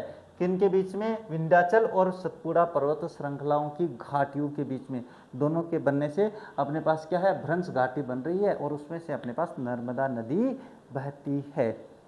इसके बाद में बात करते हैं नेक्स्ट क्या, निम्नलिखित कथनों पे विचार कीजिए। भारतीय संविधान, अब राजनीति भी आ गई है सर, बहुत ही शानदार प्रश्न लिए हो आप तो। अच्छा, भारतीय संविधान का ढांचा संरचनात्मक रूप से संघात्मक परंतु इसकी आत्मा एकात्मक है, बिल्कुल सही बात है भाई। भारत का जो संविधान है वो आपके पास क्या, इसकी जो संरचनात्मक ढांचा है वो तो आपके पास संघात्मक है भाई। अपन जानते हैं संघात्मक क्या होता है, अपने पास अपने जो राज्य होते हैं उनको भी अपने ताकत का विस्तार है वो पूरे राज्य में भी होता है, केंद्र में भी होता है। लेकिन आपके पास कुछ ऐसी शक्तियां हैं जिन पे केवल केंद्र ही काबू रखता है, तो वहाँ पे वो क्या एकात्मक गुण भी रखता है, सही बात है भाई। भारतीय संघवाद को सहकारी संघवाद ग्रेनविले ऑस्टिन ने कहा था, ये भी आपके पास क्या सही कथन है। तो ये 1 और 2 दोनों ही सही कथन होते हैं भारतीय संविधान से संबंधित। भारतीय संविधान की विशेषता है ना आपकी टॉपिक, बिल्कुल है। निम्नलिखित में से कौन सी विशेषता भारतीय संविधान के संघीय लक्षण को प्रकट करती है, संघात्मक ढांचे को क्या है प्रकट करती है। ये भाई हाँ, भारत का जो संविधान है वो संघात्मक है, कौन से कारण है, तो देखो लिखित संविधान और सर्वोच्च संविधान जो होता है वो संघात्मक जो संविधान होता है उसकी विशेषता, पहली विशेषता यही होती है भाई। और इस केंद्र और राज्य के बीच शक्तियों का विभाजन भी होता है, ये भी सही बात है। स्वतंत्र और एकीकृत न्यायपालिका नहीं होती है भाई, स्वतंत्र और एकीकृत न्यायपालिका आपके पास संघात्मक नहीं एकात्मक संविधान की विशेषता होती है। और आपातकालीन उपबंध की बात करें तो ये भी आपके पास एकात्मक जो संविधान होता है उसकी तरफ होता है, क्योंकि आपके पास जो आपातकालीन व्यवस्था है आपके पास अनुच्छेद अपने पास 352 में है ना, 356 में और 360 में, वो सारे अपने पास क्या है अपने क्या केंद्र का शासन दिखाता है उसमें, है ना, केंद्र के पक्ष में ताकत होती है। तो केंद्र में अगर ताकत है इसका मतलब वो एकात्मक संविधान की बात हो गई। क्या है विशेषता भारतीय संविधान में, तो ये दोनों नहीं है भाई, और ये दोनों हो जाती है, 1 और 2 आपके पास आंसर इसका करेक्ट हो जाता है। क्यों, प्रश्न है क्या कमाल का? हाँ सर प्रश्न बढ़िया कमाल के हैं, मैं ही खुद ही कमाल का हूँ भाई। चलिए आप तो तारीफ करते नहीं हो। भारतीय संघवाद अमेरिकी संघवाद से इस मायने में भिन्न है कि भारत में दोहरी नागरिकता का अभाव है, बिल्कुल सही है। इसी कारण से अपने पास क्या है भारत है वो अमेरिका से अलग हो जाता है संघवाद में, नहीं तो भारतीय जो संघवाद है वो अपने पास अमेरिका संघवाद से मिलता है। लेकिन अमेरिका में आपके पास दोहरी नागरिकता है, और दोहरी नागरिकता मतलब क्या है, अपने भारत में तो नहीं है। तो ये रही न्यायपालिका स्वतंत्र नहीं है, ये तो गलत है भाई, और राज्य को संघ से अलग रहने का अधिकार भी नहीं है, और लिखित संविधान की कमी भी नहीं है। तो ये दोहरी नागरिकता का अभाव है, ये हो जाता है अपने पास भारतीय संविधान अमेरिका संघवाद से अलग होने का। भारतीय संविधान को वकीलों का स्वर्ग किसने कहा है, तो इसको आपके पास सर आइवर जेनिंग्स ने कहा है भाई, कि ये अपने पास जो संविधान है ना अपने भारत का, ये वकीलों के लिए स्वर्ग है भाई, वकीलों के लिए खुले दरवाजे कर देता है ये, तो ध्यान में रखना भाई। नेक्स्ट है संसद द्वारा किसी राज्य की सीमा में परिवर्तन, नाम में बदलाव या राज्य का गठन करने की शक्ति के संदर्भ में कौन सा कथन सत्य है। अब आप एक बार 1 मिनट के लिए सोचो, देखिए स्क्रीन, इस वीडियो को पॉज करो और देखो कर सकते हो क्या इस प्रश्न को, मैं करवा देता हूँ। चलिए, इसके लिए संविधान में अनुच्छेद 368 के तहत औपचारिक संशोधन करना अनिवार्य नहीं है भाई, बिल्कुल नहीं है, ये संशोधन के तहत की प्रक्रिया है नहीं। अनुच्छेद 4 में साफ साफ कहा गया है कि अगर अपने पास किसी राज्य का निर्माण करना है, उसकी सीमा बदलनी है, तो संसद ये अपने आप कर सकता है, इसमें संविधान संशोधन की आवश्यकता नहीं है। तो चलिए भाई, संबंधित राज्य की विधानसभा की सहमति के बिना संसद ऐसा नहीं कर सकता। नहीं, क्यों नहीं कर सकता भाई, कर सकता है। यह कार्य संसद साधारण बहुमत और सामान्य विधायी शक्ति द्वारा कर सकती है। अनुच्छेद 3 और 4, अनुच्छेद 3 और 4 में ये बातें साफ साफ है कि संसद को अपने पास जो पूर्ण बहुमत होता है उसकी आवश्यकता नहीं, एक साधारण बहुमत से भी वो ऐसा कर सकता है, जैसे तेलंगाना को बनाया गया था 2014 में। इसके लिए विशेष बहुमत और आद्य राज्यों के अनुसमर्थन की आवश्यकता नहीं होती है। तो ध्यान में रख लेना भाई, आप कहीं आप दूसरा ऑप्शन करते मुझे पता है। नेक्स्ट बात करें, निम्नलिखित में से कौन सा तत्व भारत को एक प्रजातांत्रिक गणतंत्र घोषित करता है। प्रजातांत्रिक यानी लोकतांत्रिक गणतंत्र प्रस्तुत करता है। तो ये तो प्रश्न आपका रिपीट हुआ भाई। देश में संसद की सर्वोच्चता नहीं है, राज्य का प्रमुख प्रत्यक्ष या अप्रत्यक्ष रूप से चुना जाता है, न्यायपालिका की पूर्ण तरह स्वतंत्र नहीं, संविधान में मौलिक ये नहीं, ये आपका जो राज्य का प्रमुख है ना वो प्रत्यक्ष या अप्रत्यक्ष रूप से चुना जाता है। ये आपके पास इसकी विशेषता होती है प्रजातांत्रिक, यानी कहने का मतलब लोगों के द्वारा लोगों का शासन होता है। तो लोग अपना प्रत्यक्ष रूप से या अप्रत्यक्ष रूप से अपना मुखिया चुनते हैं। प्रत्यक्ष रूप से अगर अपन बात करें तो हम किसे चुनते हैं, अपने विधायकों को चुनते हैं, अपने समाज जो अपनी लोकल विधानसभा होती है या संसद होता है, उसके बाद में वो अपने क्या है अपने में से किसी एक को प्रधानमंत्री बनाते हैं, किसी एक नहीं वो पार्टी के मुखिया को बनाते हैं। तो वो प्रत्यक्ष और अप्रत्यक्ष रूप से जनता चुनती है। तो ये ध्यान में रखना भाई। नेक्स्ट बात करें, भारतीय संविधान के एकात्मक झुकाव को प्रदर्शित करने वाले कारकों में शामिल कौन से हैं भाई। एकात्मक संविधान की अखिल भारतीय सेवाएं, बिल्कुल सही बात है। संसद की अवशिष्ट शक्तियां, ये भी सही बात है। केंद्र द्वारा राज्यपालों की नियुक्ति, ये भी सही बात है। राज्यसभा में राज्यों का असमान प्रतिनिधित्व, बिल्कुल सही बात है भाई। तो ये चारों पॉइंट सही होते हैं भारतीय संविधान के एकात्मक झुकाव की तरफ। आईएएस बनते ना, आईएएस तो बिल्कुल आईएएस बनता तो अपने पास राष्ट्रीय स्तर पे पद होते हैं भाई, वो अपने क्या है केंद्र से उनको सेलेक्ट करता है। संसद की अवशिष्ट शक्तियां भी केंद्र के पास होती है, और केंद्र द्वारा राज्यपालों की नियुक्ति भी भाई अपने पास क्या है केंद्र शासित, अपने पास एकात्मक झुकाव है, केंद्र नियुक्त करता है।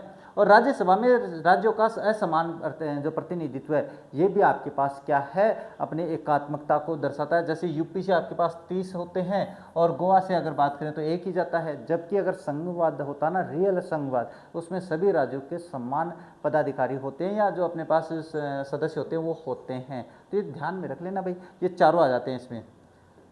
अच्छा, नेक्स्ट क्या है, विधि का शासन की प्रमुख विशेषताएं निम्न में से कौन सी है? शक्तियों का परिसीमन है, विधि के समक्ष समानता है, सरकार के प्रति जन उत्तरदायित्व है और स्वतंत्रता और नागरिक अधिकार है। तो इसमें सरकार के प्रति जन उत्तरदायित्व नहीं शामिल है। बाकी अपने पास क्या होता है, 1, 2 और 3, 1, 2, 4, ये रहा आपके पास इसका करेक्ट आंसर। सरकार के प्रति जन उत्तरदायित्व नहीं शामिल होता भाई। क्या है, विधि का शासन में बात करें तो अपना सरकार के प्रति अपना कोई उत्तरदायित्व नहीं, सरकार का अपने प्रति उत्तरदायित्व है भाई। अपन पढ़ते कि नहीं पढ़ते?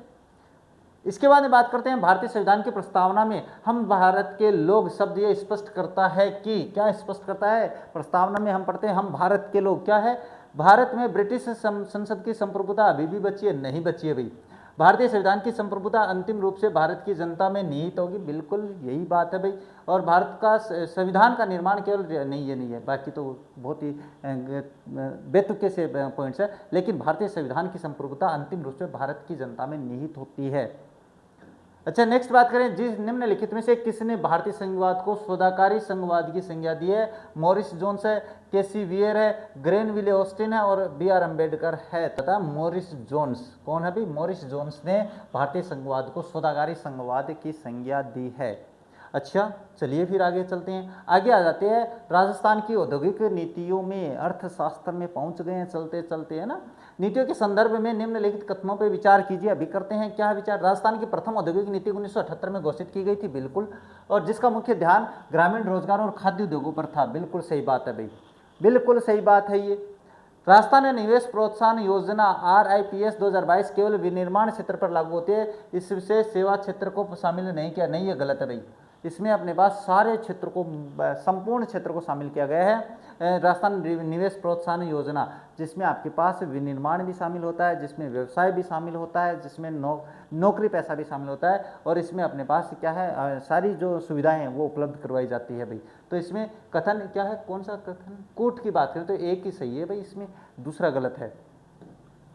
दिल्ली मुंबई औद्योगिक कॉरिडोर के संदर्भ में कौन सा या कौन से कथन सत्य है? इस महत्वाकांक्षी परियोजना का लगभग 38% हिस्सा राजस्थान से होकर गुजरता है। सही बात है। इसे खुसखेड़ा भिवाड़ी, नीमराना को औद्योगिक क्षेत्र और जोधपुर पाली मारवाड़ को निवेश क्षेत्र के रूप में विकसित किया जा रहा है। तो ये भी सही बात है। यानी दिल्ली मुंबई औद्योगिक कॉरिडोर में ये दोनों बातें सही हैं भाई। ये पॉइंट वाइज पूछ सकता है कितना % राजस्थान का हिस्सा है, इसीलिए मैं विश्लेषणात्मक प्रश्न लेकर आता हूँ। तो 1 और 2 दोनों सही कथन हो जाते हैं, ये मत समझ लेना C ऑप्शन सही हो जाता है। आप कुछ भी सोच लेते हो। अच्छा, रिको द्वारा स्थापित विशेष औद्योगिक पार्कों के संबंध में निम्नलिखित युग्मों पर विचार कीजिए। अभी कर लेते हैं। जापानी जोन निमराना गिलोट अलवर में, कोरियाई जोन गिलोट अलवर में और ई पार्ट्स पार्क सीतापुरा जयपुर, ये तीनों ही सही है भाई। ध्यान में रखना, जापानी जोन कहाँ? निमराना गिलोट अलवर में, और कोरियाई जोन गिलोट अलवर में। और अगर बात करें ई पार्ट्स पार्क की सीतापुरा जयपुर में, तो ये तीनों कथन सही सुमेलित है भाई, ध्यान में रख लेना भाई। इसके बाद में बात करते हैं राजस्थान में सीमेंट उद्योग के स्थानिक वितरण के संबंध में निम्न कथनों पर विचार कर लेते हैं। अभी करेंगे विचार। क्या राजस्थान में प्रथम सीमेंट कारखाने की स्थापना 1915 में लाखेरी बूंदी में क्लिक निक्सन कंपनी द्वारा की गई थी? बिल्कुल सही कथन है। चित्तौड़गढ़ जिला राज्य में चूना पत्थर की प्रचुर उपलब्धता के कारण सीमेंट उत्पादन का मुख्य केंद्र हब बन चुका है। बिल्कुल सही बात है। सफेद सीमेंट का प्रथम कारखाना खारिया खंगार जोधपुर में स्थापित किया गया था? नहीं किया गया था भाई, गोटन नागौर में स्थापित किया गया था सफेद सीमेंट का प्रथम कारखाना। तो कहाँ पे सफेद सीमेंट का कारखाना? गोटन नागौर में किया गया था भाई। तो ये ध्यान में रखना, ये पॉइंट हो जाता है भाई आप लोगों के लिए बढ़िया। तो आपके पास 1 और 2 सही है और बाकी तीसरा पॉइंट वो गलत हो जाता है।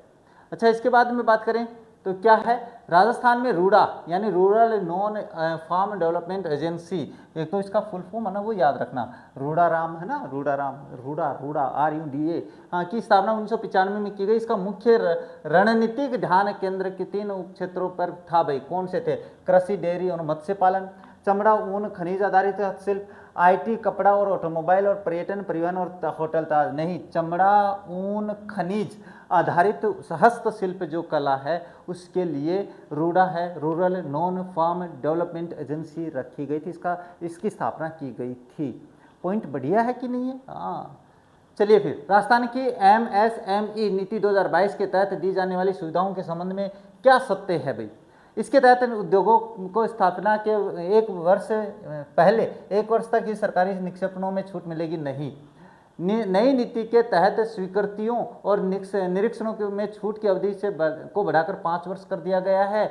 यह नीति केवल उन्हीं सूक्ष्म उद्योगों पर लागू थी जो जयपुर में नहीं, और इसके तहत मध्यम उद्योगों की पूरी तरह से प्रतिबंधित कर दिया गया नहीं। इसमें आपके पास इस नीति के तहत स्वीकृतियों और निरीक्षणों में छूट की अवधि को बढ़ाकर 5 वर्ष कर दिया गया है। उत्तर आपके इसमें आपके पास भी सही हो जाता है। और ये जो 5 साल की छूट है ना, ये अपने पास 3 साल से बढ़ा कर की गई है भाई, है ना, 3 साल से बढ़ा कर की गई है। पूछ सकते हैं, पता नहीं कितने साल से कितनी की गई है, 3 साल से 5 साल की गई है भाई। तो ये ध्यान में रखना। एमएसएमई नीति के बारे में बात कर रहे हैं भाई। सार्वजनिक क्षेत्र में उद्योगों के और उनके स्थापना स्थलों के संबंध में निम्नलिखित में से कौन सा सुमेलित नहीं है? तो हिंदुस्तान जिंक लिमिटेड देबारी बिल्कुल सही है। Rajasthan state chemicals works Didwana Nagaur सही है। इंस्ट्रूमेंटेशन लिमिटेड कोटा सही है। हिंदुस्तान मशीन टूल्स अलवर में नहीं है। एचएमटी आपके पास अजमेर में स्थापित की गई थी, जो वर्तमान में बंद पड़ी है। एचएमटी वाली याद रखेंगे, बिल्कुल याद रखना तो है ही भाई। अच्छा, इसके बाद में बात करते हैं राजस्थान में चीनी शुगर यानी उद्योग के संबंध में निम्न कथनों पर विचार कीजिए। कर लेते हैं।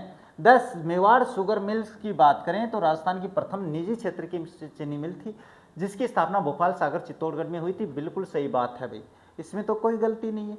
Rajasthan state Ganganagar sugar mill सार्वजनिक क्षेत्र की सार्वजनिक मिल थी भाई, ये भी सही बात है। और जहाँ चुकंदर के साथ साथ चीनी बनाने का संयंत्र भी, गन्ने के साथ साथ चुकंदर से चीनी बनाने का संयंत्र भी लगा है। तो ये दोनों ही कथन सत्य हो जाते हैं अपने क्वेश्चन नंबर 68 में। अच्छा, इसके बाद में बात क्या दिया हुआ है? राजस्थान में सेज यानी स्पेशल इकोनॉमिक जोन के विकास के संबंध में कौन सा कथन सत्य है या सत्य है भाई? सीतापुरा जयपुर में रिको द्वारा जेम्स एंड ज्वेलरी के लिए सेज विकसित किया गया, सही बात है। यानी स्पेशल इकोनॉमिक जोन की बात करें तो महिंद्रा वर्ल्ड सिटी जयपुर सार्वजनिक और निजी भागीदारी की पीपीपी का देश का सबसे बड़ा सेज है। और अपने पास सेज का मुख्य उद्देश्य निर्यात को बढ़ावा देना और प्रत्यक्ष विदेशी निवेश आकर्षित करना है। अपने तीनों कथन सत्य होते हैं स्पेशल इकोनॉमिक जोन में। ये ध्यान में रखना, सेज वाला पक्का पूछ सकेंगे, आ सकता है, गारंटीड बता रहा हूँ। नेक्स्ट बात करें, राजस्थान हस्तशिल्प को बढ़ावा देने वाली संस्था राजसिको के संबंध में निम्नलिखित कथनों की जांच कीजिए भाई। इसकी स्थापना 1961 में लघु उद्योगों को वित्तीय व विपणन सहायता देने के लिए की गई थी, बिल्कुल सही है। राजसिको राज्य के हस्तशिल्प उत्पादों को मरुधरा ब्रांड के नाम से विदेशों में मिलता है। ये आपके पास गलत है भाई। ये क्या है? गलत है। ये आपके पास मरुधरा नाम से नहीं, राजस्थली नाम से बाजारों में अपने विदेश में अपने राजस्थली नाम से अपने सामानों को क्या है, उत्पादों को बेचता है। तो ध्यान में रखना भाई, एक सही है इसमें, बाकी दूसरा मैंने सही कर दिया है।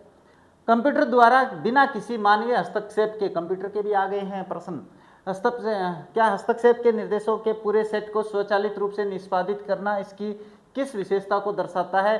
कर्मठता, बहुमुखी प्रतिभा, ये ऑटोमेशन को, स्वचालन को दर्शाता है भाई। यानी मनुष्य बस एक बार कमांड दे देता है और बाकी सारा काम अपने आप कंप्यूटर जी महाराज कर देते हैं। कंप्यूटर जी अब तो एआई करने लग गया है भाई। अच्छा, नेक्स्ट क्या दिया हुआ? कंप्यूटर में GIGO garbage in garbage out का संबंध कंप्यूटर की किस विशेषता से है? थोड़ी सी विशेषताओं की बात चल रही है, आपका टॉपिक है कंप्यूटर की विशेषताएं, है ना। हाँ, इसमें गति या शुद्धता, भंडारण क्या सक्षमता है? तो ये क्या पूछ रहा है? इसमें आपके पास गार्बेज इन गार्बेज आउट का संबंध आपके पास शुद्धता से है, एक्यूरेसी से है भाई। गार्बेज इन गार्बेज आउट यानी अपने पास करने का मतलब जो कचरा है उसको बाहर निकाल दो, बाहर फेंक दो या अंदर ले लो, कुछ भी है उसको डिलीट कर दो, तो वो शुद्धता से माना जाता है GIGO का मतलब।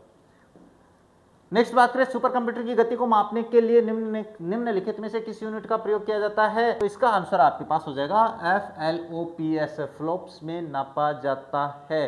किसकी? सुपर कंप्यूटर की गति को मापने के लिए इनका प्रयोग करते हैं भाई। अच्छा, नेक्स्ट क्वेश्चन की बात करें, निम्नलिखित में से कौन सी कंप्यूटर की एक आंतरिक विशेषता है जिसे उसे एक भरोसेमंद मशीन बनाती है? उच्च लागत नहीं, बुद्धिमत्ता, विश्वसनीयता और अपने पास क्या है, असीमित ज्ञान नहीं। उसकी विश्वसनीयता जो होती है ना, रिलायबिलिटी, वो इसको क्या करते हैं, भरोसेमंद बना देती है भाई। हम भरोसा करते हैं इस पर, बिल्कुल है, रिलायबिलिटी है भाई। इसके बाद में क्या है, कंप्यूटर की कर्मठता, निम्न विशेषता का सही अर्थ निम्नलिखित में से कौन सा कथन स्पष्ट है? तो कंप्यूटर थकान, एकाग्रता की कमी और बोरियत से मुक्त होता है, तो ये इसकी विशेषता होती है कर्मठता में। यानी कोई अपने पास चिंता ही नहीं है, काम करते ही जा रहे हैं, चलते ही जा रहे हैं, इसके बाद में बात करें कंप्यूटर में स्वयं की सोचने की क्षमता नहीं है और इसका आईक्यू शून्य होता है। यह कंप्यूटर की क्या कहलाती है? विशेषता, सीमा, उपयोगिता और बुद्धिमत्ता। ये कंप्यूटर की सीमा है भाई। कंप्यूटर क्या सोच नहीं सकता है, बाकी सब कुछ कर सकता है। इसका आईक्यू लेवल शून्य है भाई। आईक्यू कहाँ पे है कंप्यूटर में? नहीं है आईक्यू। आईक्यू होता तो खुद करता, खुद करे कहाँ से करता है, अपन करवाते हैं।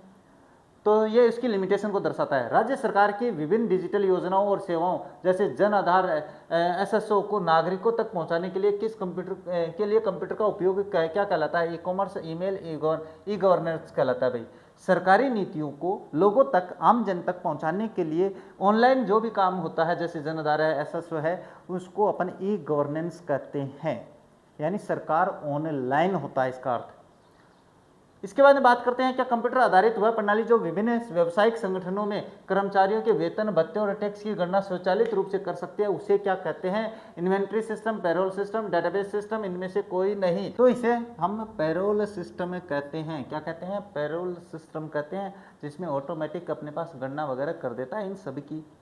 इसके बाद में बात करते हैं शिक्षा के क्षेत्र में प्रयुक्त होने वाले CAI का पूर्ण रूप क्या है, जिसमें कंप्यूटर का उपयोग सीखने के लिए किया जाता है? कंप्यूटर एडेड इंस्ट्रक्शन है, कंप्यूटर एडवांस्ड इंटरनेट है, सेंट्रल ऑडियो ये नहीं है, कंप्यूटर एप्लीकेशन इन्फॉर्मेशन ये भी नहीं है। तो ये आपके पास कौन सा हो जाएगा? कंप्यूटर एडेड इंस्ट्रक्शन, CAI की फुल फॉर्म होती है। ध्यान में रख लेना भाई, पूछ सकते हैं ये। इसके बाद में बात करते हैं नेक्स्ट क्या दिया? चिकित्सा के क्षेत्र में दिल की धड़कनों और गतिविधियों को ग्राफ के रूप में कंप्यूटर की ECG, अरे बोले ECG करवाओ, इसकी कोई अटैक वटैक तो नहीं आ गया है? ECG की रिपोर्ट नॉर्मल, मतलब आप भी नॉर्मल हो। ECG की रिपोर्ट गड़बड़ा गई, मतलब आप भी गड़बड़ा गए। इसके बाद में बात करते हैं पानी का बर्फ में बदलना। विज्ञान आ गई है यहाँ पे। बदलना किस प्रकार का परिवर्तन है? तो पानी का बर्फ में बदलना भौतिक परिवर्तन होता है भाई। मैंने बताया है आप लोगों को, LDC में मैंने जो विज्ञान पढ़ाई है आप लोगों को, जो प्रश्न करवाए हैं उसके अपने बात करें विज्ञान की, तो अपने पास 70% क्वेश्चन उन प्रश्नों में से आए हैं। भौतिक परिवर्तन है भाई पानी का बर्फ में बदलना। जब अपने पास क्या है, उसके रासायनिक गुण नहीं बदलते हैं, यानी उसको वापस अपन पानी में चेंज कर सकते हैं, या जो वो पदार्थ जिसका अपने दोबारा पुनर्स्थिति में ला सकते हैं पहले वाली स्थिति में बदलने के बाद में, वो भौतिक परिवर्तन होता है। रासायनिक परिवर्तन में ऐसा नहीं कर सकते हैं। ऑक्सीकरण अभिक्रिया में मुख्य रूप से क्या होता है? ऑक्सीजन का निकलना, हाइड्रोजन का जुड़ना। ऑक्सीजन का जुड़ना या इलेक्ट्रॉन का त्यागना? बिल्कुल ये सही है। ऑक्सीकरण की अभिक्रिया में ऑक्सीजन को तो जुड़ता है और इलेक्ट्रॉन त्याग देता है अपना, ये होता है। नेक्स्ट है उत्प्रेरक वह पदार्थ है जिसकी रासायनिक अभिक्रिया दर की, इस अभिक्रिया की दर को क्या कर देता है? केवल बढ़ाता है, केवल घटाता है, बदल देता है भाई, ये आएगा। जो उत्प्रेरक होते हैं वो अपनी जो रासायनिक अभिक्रिया है या तो उसको घटाता है या उसको बढ़ाता है, अपने दोनों कर सकता है, बदल देता है। तो घटाना और बढ़ाना मतलब बदल देना होता है, तो यहाँ पे बदल देना होता है। ध्यान में रख लेना उत्प्रेरक का क्या काम है। दही आप दूध में जवण लगावा है ना, बस वो जवण जो है ना वो उत्प्रेरक ही है आपनो, तो ये देख लो। इसके बाद में बात करें लोहे पर जंग लगना किस प्रकार का उदाहरण है? तो ये आपके पास रासायनिक परिवर्तन है, क्योंकि अगर लोहे पे जंग लग गई तो लोहा दोबारा पुनर्निर्माण में नहीं आता, वो खराब हो ही जाता है वहां से। ये रासायनिक परिवर्तन है, जो ऑक्सीकरण की क्रिया करके अपने रूप को परिवर्तन कर लेता है, वो रासायनिक परिवर्तन में आता है। अच्छा, इसके बाद में बात करें अपचयन अभिक्रिया की सही पहचान क्या है? हाइड्रोजन का जुड़ना, ऑक्सीजन क्या अपचयन की प्रक्रिया की बात करें तो इसमें ये होता है हाइड्रोजन का जुड़ना और इलेक्ट्रॉन ग्रहण होता है इसमें। इससे पहले हम दूसरी उल्टी पढ़ के आए हैं जिसमें अपने क्या है पढ़े अभी, ये देख लो आप, अभी तो दिखाया मैंने क्या पढ़ाया अभी, ये देखो ऑक्सीकरण अभिक्रिया में क्या होता है, ये होता है। और हाइड्रोजन की बात करें अपने पास से, तो यहाँ पे आपके अपचयन की क्रिया में क्या होता है? हाइड्रोजन का जुड़ना और इलेक्ट्रॉन ग्रहण करना होता है। इसके बाद में बात करें वनस्पति तेल यानी वनस्पति घी, जिसे डालडा कहते हैं, डालडा भी होता है ना, बनाने की हाइड्रोजनीकरण प्रक्रिया में किस उत्प्रेरक का उपयोग किया जाता है? लोहा निकल, उसमें निकल का प्रयोग किया जाता है भाई। किसका किया जाता है? वनस्पति तेल में निकल का प्रयोग करके हम डालडा घी बना देते हैं। खानो नहीं चाहिए, बड़ा दिक्कत वाला काम है। मोमबत्ती का जलना किस प्रकार का? ये प्रश्न बहुत ही खतरनाक तरीके से समझाने वाला हूँ। चलिए, इसमें अपने पास क्या है, भौतिक और रासायनिक दोनों परिवर्तन हो सकते हैं। इसमें आपके पास दोनों परिवर्तन बताऊंगा। अगर अपन बात करें जो धागा होता है उसका जलना है ना, उसका जो जलना है ना, मोम का जलना, वो तो रासायनिक परिवर्तन है भाई। क्या है? वो रासायनिक परिवर्तन है। लेकिन मोम का पिघलना है ना, पिघलना मतलब क्या होता है? वो भौतिक परिवर्तन है। भौतिक, अब आप कहोगे सर भौतिक परिवर्तन, मैं लिख देता हूँ एक बार, बाद में समझा देता हूँ। अब आप मोमबत्ती जला रखे हो, अब दो काम हो रहे हैं, एक तो मोम जल रहा है और एक मोम पिघल रहा है। जलने का मतलब मोमबत्ती जितनी होगी क्या इतना ही मोम अपन को पिघल लेने के बाद मिलेगा? नहीं मिलेगा, क्योंकि उसमें से कुछ मोम जल जाता है। तो ये अपन दोनों प्रक्रिया में रख सकते हैं, इसको ध्यान में रख लेना भैया। जो मोम अपने पास जल कर उड़ गया है उसको वापस अपन चेंज नहीं कर सकते हैं, क्यों? है ना बढ़िया पर्सन।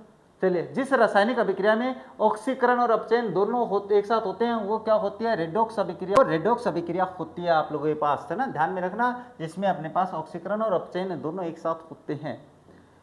इसके बाद में आता है जैव रासायनिक अभिक्रियाओं को नियंत्रित करने वाले उत्प्रेरकों को क्या कहते हैं? समांगी एंजाइम। एंजाइम या विष उत्प्रेरक है, तो इसे अपन क्या कहते हैं? एंजाइम उत्प्रेरक कहते हैं, एंजाइम्स कहते हैं। जैव रासायनिक अभिक्रियाओं को नियंत्रित करने वाले उत्प्रेरकों को एंजाइम्स कहा जाता है। इसके बाद में बात करते हैं दूध से दही बनना किस प्रकार का परिवर्तन है? रासायनिक परिवर्तन है, क्योंकि दही बनने के बाद में हम दूध नहीं बना सकते हैं। चलिए, इसके बाद में बात करते हैं नेक्स्ट। अब यहाँ पे आपके पास इंग्लिश भी आएगी, हिंदी भी आएगी, देख लो आपका कंप्लीट सिलेबस शामिल कर रखा है ना। अब देखो क्वेश्चन नंबर 91 क्या कह रहा है? Identify the correct option to fill in the blanks. आप कहोगे सर आपको तो सब कुछ आता है, सब कुछ सीखा है मैंने, ऐसे थोड़ी ना आता है, बहुत साल लगे हैं मुझे, बहुत साल लगे हैं पढ़ाने में। अच्छा, क्या है बाय द टाइम? अब मैं एक खास बात बताता हूँ आप लोगों को, अगर बाय प्लस टाइम में दिया हुआ है, बाय प्लस टाइम, कोई भी टाइम दिया हो, जैसे बाय जनवरी है, बाय फरवरी है, इसमें बाय टाइम दिया हो, bye the time the rescue team arrives, तो ये अपने पास हो जाता है। अब अगर इसके साथ आपके पास कोई फ्यूचर टाइम में दिया हुआ होता है, लेकिन इसमें भी मैं थोड़ी सी बात बता देता हूँ, इसमें बाय प्लस टाइम, बाय वाल इसके साथ प्रेजेंट इंडिफिनिट का प्रयोग किया भाई। अगर आपके पास बाय प्लस टाइम में दिया हुआ है, इसके साथ आपके पास प्रेजेंट इंडिफिनिट है ना, और वेन के बाद में आपके पास वेन के साथ एक वाक्य में प्रेजेंट इंडिफिनिट है, तो जो दूसरा वाक्य है वो आपके पास फ्यूचर परफेक्ट में बनेगा। किस में बनेगा भाई? फ्यूचर परफेक्ट में बनेगा। ये मैंने टेंस की क्लास में समझाया था आप लोगों को, बहुत ही शानदार क्लास है, देख लेना, आप टेंस से संबंधित गलती नहीं करोगे। अब की बार एलडीसी में जो इंग्लिश आई है ना, एलडीसी में जो इंग्लिश आई है वो ऐसी इंग्लिश है जिसे एक 10th क्लास का बच्चा भी कर सकता है, अगर उसने मेरी क्लास देखी है तो। और मैं अपने 10th पढ़ाए हुए बच्चों से भी ये कह सकता हूँ कि वो पेपर सॉल्व कर दें तो वो कर देंगे, इतनी सरल जो है ना इंग्लिश आई थी भाई। तो ये तो अपने पास वही कर दिया, गधे और घोड़े दोनों बराबर कर दिया अब की बार अपने पास विभाग ने। चलिए, अब इसमें अपने पता चल गया कि भाई ये by plus future by the time दिया हुआ है और द रेस्क्यू टीम अराइव्स दिया हुआ है, तो इसका मतलब प्रेजेंट इंडिफिनिट है, तो इसमें अपन फ्यूचर परफेक्ट का प्रयोग करेंगे। कब बनता है वो बनता है विल या शैल के साथ अपन हैव का प्रयोग करेंगे और उसके साथ वर्ब की थर्ड फॉर्म लगा देंगे, तो आपके पास हो जाएगा विल हैव बीन ट्रैप्ड, ये देख लो, और विल बी ट्रैप्ड तो ये नहीं है, और वुड बी ट्रैप्ड नहीं है, ये नहीं है, तो फिर यही बचा आप लोगों के पास, तो विल हैव बीन ट्रैप्ड। अब आप कहोगे सर इसमें बीन कैसे लगा? तो ये पैसिव वॉइस का वाक्य बना रखा भाई इसने। अच्छा, नेक्स्ट क्या देख रहा है? Change the following sentence into passive voice. Passive voice की बात करें तो it is time to take tea, देखो ये अपने रूल है भाई, it is time to take tea, तो इट इज टाइम फॉर आ जाएगा। जब ऐसा कोई वाक्य हो जैसे इट इज और उसके बाद नाउन और उसके बाद टू प्लस वर्ब की फर्स्ट फॉर्म हो, तो ये ध्यान में रखना, ये जो है ना ये तो सेम लिखेंगे, इसके बाद में फोर लगाएंगे, तो अगर आप देखेंगे तो ये रहा it is time for tea to be taken, तो ये रहा आपके पास, बिल्कुल सही है। तो ये अपने पास ध्यान में रख लेना, जो नियम है ना वो ध्यान में रखना, तो ये इसका ऑप्शन हो जाएगा बी। अच्छा, चेंज इनटू नरेशंस, डायरेक्ट से इनडायरेक्ट बनाना है, तो the captain said Bravo you have performed exceptionally well, तुमने बहुत ही शानदार अपवादात्मक जिसको कहते हैं अपवाद वाला काम किया आप लोगों ने। तो ऐसे वाक्यों को एक्सक्लेमेटरी वाले जो वाक्य होते हैं उनको बदलने का नियम भी मैंने तो वैसे तो समझा रखा है, क्लास देख लेना अगर इच्छा हो तो, नहीं तो मैं यहाँ पे भी समझा देता हूँ। अब देखो इसमें सैड दिया हुआ है, तो सैड चेंज किया है अपलोड, ये भी ठीक है, एक्सक्लेम्ड विथ जॉय, और इसके बाद दैट यू हैव, तो अभी थोड़ा सा चेंज करवा देता हूँ मैं इसको, नहीं तो आपको समझ में नहीं आएगा। सबसे पहले तो सैड टू को हम चेंज करते हैं, या तो अपन क्या करेंगे, जो ब्रावो होता है ना एक्सक्लेम्ड विथ जॉय कर देते हैं, मैं ये भी समझा देता हूँ। एक्सक्लेम्ड पहले यही करते हैं, एक्सक्लेम्ड विथ पूरा वाक्य बनाते हैं, ऐसे नहीं समझ में आएगा, पूरा वाक्य बनाएंगे आप लोगों के लिए, खास आपकी मदद के लिए। The captain said, the captain shed. अब ये शेड है, जब अपन डायरेक्ट से इनडायरेक्ट बनाते हैं तो सबसे पहले अपन शेड को ही चेंज करते हैं। और अगर आरएस का वाक्य कौन सा होता है, इन्वर्टेड कोमा के अंदर वाला वाक्य, वो अगर अपने एक्सक्लेमेटरी है, आश्चर्यजनक वाक्य है, तो अपन शेड टू को उसके भावार्थ के अनुसार बदलते हैं। जैसे ब्रावो, तो उसने बहुत ही शानदार काम किया, एक्सक्लेम्ड विथ जॉय कर देते हैं एक बार, एक्सक्लेम्ड, ऐसा नहीं है इसी में करेंगे, एक्सक्लेम्ड विथ जॉय। मैं बता रहा हूँ, अगर अपन खुद बनाते हैं, अगर ऑप्शन नहीं होते तो अपन ये बनाते हैं, और उसके बाद में कंजक्शन लगाएंगे दैट। आरएस का वाक्य सिंपली मानते हैं। इसके बाद में आपको क्या करना होता है, ये जो शब्द है इसको तो अपन हटा देते हैं, और यहाँ से जो आरएस का वाक्य है, इन्वर्टेड कोमा के अंदर वाला वाक्य, इसको अपन चेंज करके लिखेंगे। तो सबसे पहले कंजक्शन के बाद में आपको सब्जेक्ट लिखना होता है भाई। क्या लिखना होता है, सब्जेक्ट लिखना होता है। अगर सब्जेक्ट यू दिया हुआ है, इसका मतलब ये सेकंड पर्सन है ना, और सेकंड पर्सन को आरवी के ऑब्जेक्ट के अनुसार बदलते हैं। अब इसमें ऑब्जेक्ट तो है ही नहीं, तो ऑब्जेक्ट अपन मान लेते हैं कि प्लेयर्स की बात कर लेते हैं। कैप्टन है तो प्लेयर्स है, प्लेयर्स है तो इसका मतलब द होना चाहिए। इसके लिए प्लेयर्स होता है तो प्लेयर्स को वो द कहेगा। द एक बार मैं अपने इमेजरी मान रहा हूँ, कल्पना कर रहा हूँ। इसके बाद में हैज या हैव को अपन पास्ट में चेंज कर देते हैं, हैड में, क्योंकि टेंस परिवर्तन होगा आरवी पास्ट में होने पे। प्रेजेंट परफेक्ट को पास्ट परफेक्ट में चेंज कर देते हैं और अपने पास परफॉर्म्ड कर देते हैं। अब इसके बाद में एक्सेप्शनली वेल ये आ जाएगा, ऐसा का ऐसा, और फुल स्टॉप मार्क लगा देंगे।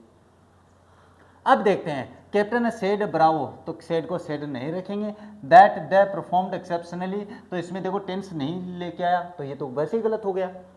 Captain applauded them saying that they had performed exceptionally well, और the captain exclaimed with joy that you have performed exceptionally well, और the captain congratulated them because they performed. अब यहाँ पे समस्या आ गई भाई, थोड़ी सी क्या आ गई भाई, द कैप्टन अपलेटेड दैम, दैम यानी प्लेयर्स को लिया है, तो प्लेयर्स के लिए अपन दैम का ही प्रयोग करेंगे।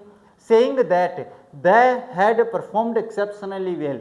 अब इस वाक्य में देखें तो इस वाक्य में अपना आरएस का वाक्य बिल्कुल वैसे ही है, बस यहाँ पे अपने पास एक्सक्लेम्ड विथ जो है ना, इसको उसने अपलोड में कर दिया भाई, बस इतना सा काम किया है, बाकी सारा किया है। और ये सेइंग दैट तो अपने कोई फर्क नहीं पड़ता अपनी तरफ से, बाकी आपका जो रूल है ना वही सही रहा है। ये वाक्य बिल्कुल सही है, बस यहाँ पे यू को अगर अपन द कर देते हैं, अगर यहाँ पे द होता तो मैं ये ऑप्शन सही करता, ना कि ये, लेकिन अब यू को बदला नहीं है तो ये तो गलत हो गया, ये गलत हो गया तो ये सही हो जाता है, क्योंकि इसमें देख लो that they had performed exceptionally well, बिल्कुल ऐसे पहचानना पड़ेगा भाई।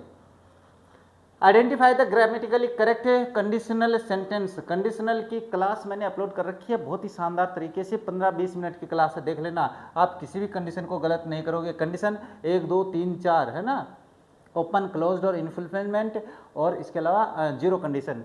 देखो इफ आई वुड हैव, देखो इफ वाला वाक्य है, इसमें विल या वुड का प्रयोग नहीं होता है। इफ वाला वाक्य मैं बता देता हूँ आपको, इफ वाला वाक्य या तो प्रेजेंट इंडिफिनिट में हो सकता है, पास्ट इंडिफिनिट में हो सकता है, इसके अलावा बात करें आपके पास तो पास्ट परफेक्ट में हो सकता है।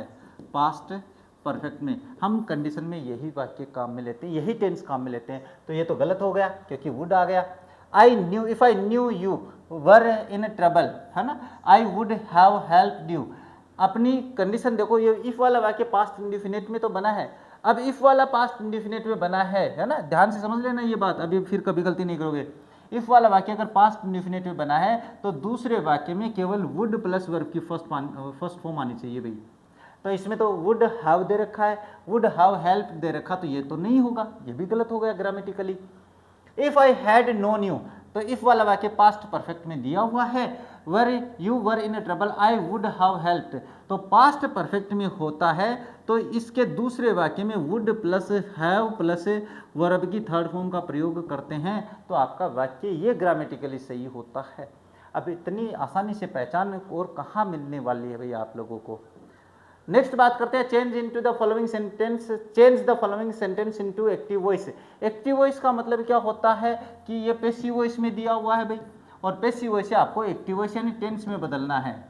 अब एक खास बात बता देता हूँ, पैसिव वॉइस का अगर वाक्य तो उसकी हेल्पिंग वर्ब देखो इज बीइंग दी हुई है। अब इज बीइंग है ना, इज के साथ बीइंग का प्रयोग कौन से टेंस में होता है, जब अपन प्रेजेंट कॉन्टिन्यूअस का पैसिव वॉइस बनाते हैं, यानी कोई भी प्रेजेंट कॉन्टिन्यूअस का वाक्य जब पैसिव वॉइस में चेंज करते हैं तो उसमें इज एम आर के साथ बीइंग का प्रयोग किया जाता है, तो ध्यान में रख लेना। तो प्रेजेंट इसका मतलब है आपका एक्टिव वॉइस का वाक्य जो होगा वो प्रेजेंट कॉन्टिन्यूअस में होगा। तो प्रेजेंट कॉन्टिन्यूअस ये तो पास्ट इंडिफिनिट है, वर्ब की सेकंड फॉर्म है। समवन बिल्ड्स ये प्रेजेंट इंडिफिनिट है। क्या है, क्या masons are building the wall और they have been building the wall, ये रहा गलत। अपने पास ये रहा प्रेजेंट कॉन्टिन्यूअस का, क्योंकि मेसन्स यानी मिस्त्री, are building is am are plus verb की first form plus ING present continuous होती है। तो यहाँ पे ये वाक्य सही रहेगा आपका, है कि नहीं। पहचान बल अब अपने को अर्थ आ रहा है नहीं आ रहा, कोई लेना देना नहीं है आप लोगों को। अब यहां से शुरू हो जाते हैं 5% आपके हिंदी के। आज भी भारत में स्वर्ण कुमार पैदा होते हैं। वाक्य में रेखांकित पद स्वर्ण कुमार में कौन सी संज्ञा है, बताओ भाई। व्यक्तिवाचक संज्ञा, जातिवाचक संज्ञा, भाववाचक संज्ञा। तो इसका एक खास बात बता देता हूं, जब किसी व्यक्ति का प्रयोग है ना, प्रयोग आप क्या है किसी को इंगित करने के लिए बताते हो, है ना, वह तो हरिश्चंद्र है भाई, हाँ, इसका मतलब उसके गुण आ रखे हैं उसमें। अब ये गुण नहीं है, श्रवण कुमार है, यहाँ पे अपने पास क्या है, एक जाति विशेष का बोध हो रहा है। श्रवण कुमार जैसे लोग हैं भाई, तो वो आपके पास जातिवाचक संज्ञा हो जाती है। स्वर्ण कुमार, श्रवण कुमार पैदा हो रहे, स्वर्ण बोल रहा हूँ मैं, बताओ कैसी बातें कर रहा हूँ। तो ये जातिवाचक संज्ञा है भाई, जातिवाचक, क्योंकि अगर अपन बात करें तो अपने स्वर्ण कुमार जो होते हैं माता पिता की सेवा करने वाले, एक ही थोड़ी है, विभिन्न प्रकार के लोग हो सकते हैं। तो वो अपने पास जाति बता रहा है, जाति मतलब एक स्पेशल जो कैरेक्टर है वो बता रहा है। व्यक्तिवाचक संज्ञा इसको नहीं कहेंगे भाई, ध्यान रख लेना। हाँ, यह मेरी कार है, वह तुम्हारी है, यहाँ पर यह है और वह क्या किस प्रकार के हैं, निश्चयवाचक सर्वनाम है, सार्वनामिक सर्वनाम है, और आपके पास है पुरुषवाचक सर्वनाम है। तो इसमें आपके पास ये दोनों, यह कार, तो किसी भी संज्ञा के पहले, है ना, किसी भी संज्ञा के पहले यह वह लग जाए होता है, यह आपके पास निश्चयवाचक सर्वनाम होते हैं। और यह वह यानी यह कार, वह कार, मेरी है, तुम्हारी है, तो यह निश्चयवाचक सर्वनाम होते हैं जो निश्चित करते हैं। जैसे ये मार्कर मेरा है, तो यह मार्कर, है ना, तो यह आपके पास निश्चित बना देता है। अच्छा, इसके बाद में बात करते हैं नेक्स्ट, क्या, लड़का बीमार था अतः वह स्कूल नहीं आया। इस वाक्य में अतः शब्द व्याकरण की दृष्टि से क्या है, तो समुच्चय बोधक यानी विभाजक और परिणाम दर्शक वाक्य है भाई। ये संयोजक भी है और परिणाम भी बता रहा है, दोनों काम कर रहा है। ये जोड़ने का काम तो इसलिए कर रहा है अतः है, और जोड़ने का भी काम कर रहा है। ये समुच्चय बोधक अवयव है जो विभाजक और परिणाम दर्शक की भूमिका निभा रहा है, जोड़ भी रहा है और परिणाम भी तो दे रहा है ना, कि वह बीमार था इसलिए वो अपने विद्यालय नहीं आया। अच्छा, नेक्स्ट क्या है, घोड़ा हिन हिनाता में प्रयुक्त हिननाना सही शब्द, हिन हिनाता का सही भेद चुनिए। प्रेरणार्थक, नाम धातु, अनुकरणात्मक और संयुक्त। तो अपने पास घोड़ा हिन हिनाता है वो करें तो ये आपके पास अनुकरणात्मक क्रिया है भाई। अनुकरणात्मक क्रिया क्या होती है, जो अपने जो आवाज़ निकलती है उसकी जब नकल की जाती है उसको हिन हिनाना कहा जाता है। जैसे हिन हिनाना है, मिमियाना है, भौंकना है, तो ये सारे अपने पास अनुकरणात्मक क्रियाएँ होती हैं। तो ये ऑप्शन सही हो जाता है। अच्छा, नेक्स्ट बात करें तो क्या होता है, निम्नलिखित में से किस वाक्य में भाववाचक संज्ञा का प्रयोग जातिवाचक संज्ञा के रूप में हुआ है। यानी वो भाववाचक संज्ञा तो है लेकिन प्रयोग जातिवाचक संज्ञा में हुआ है। तो समाज में बुराइयों से बचना चाहिए, उसकी लिखावट बहुत सुंदर है। और गांधी सत्य और अहिंसा के पुजारी थे, ये देख लेते हैं। और दूरी हमेशा दर्द देती है। तो इनमें से अगर अपन बात करें तो ये आपके पास समाज में बुराइयों से बचना चाहिए।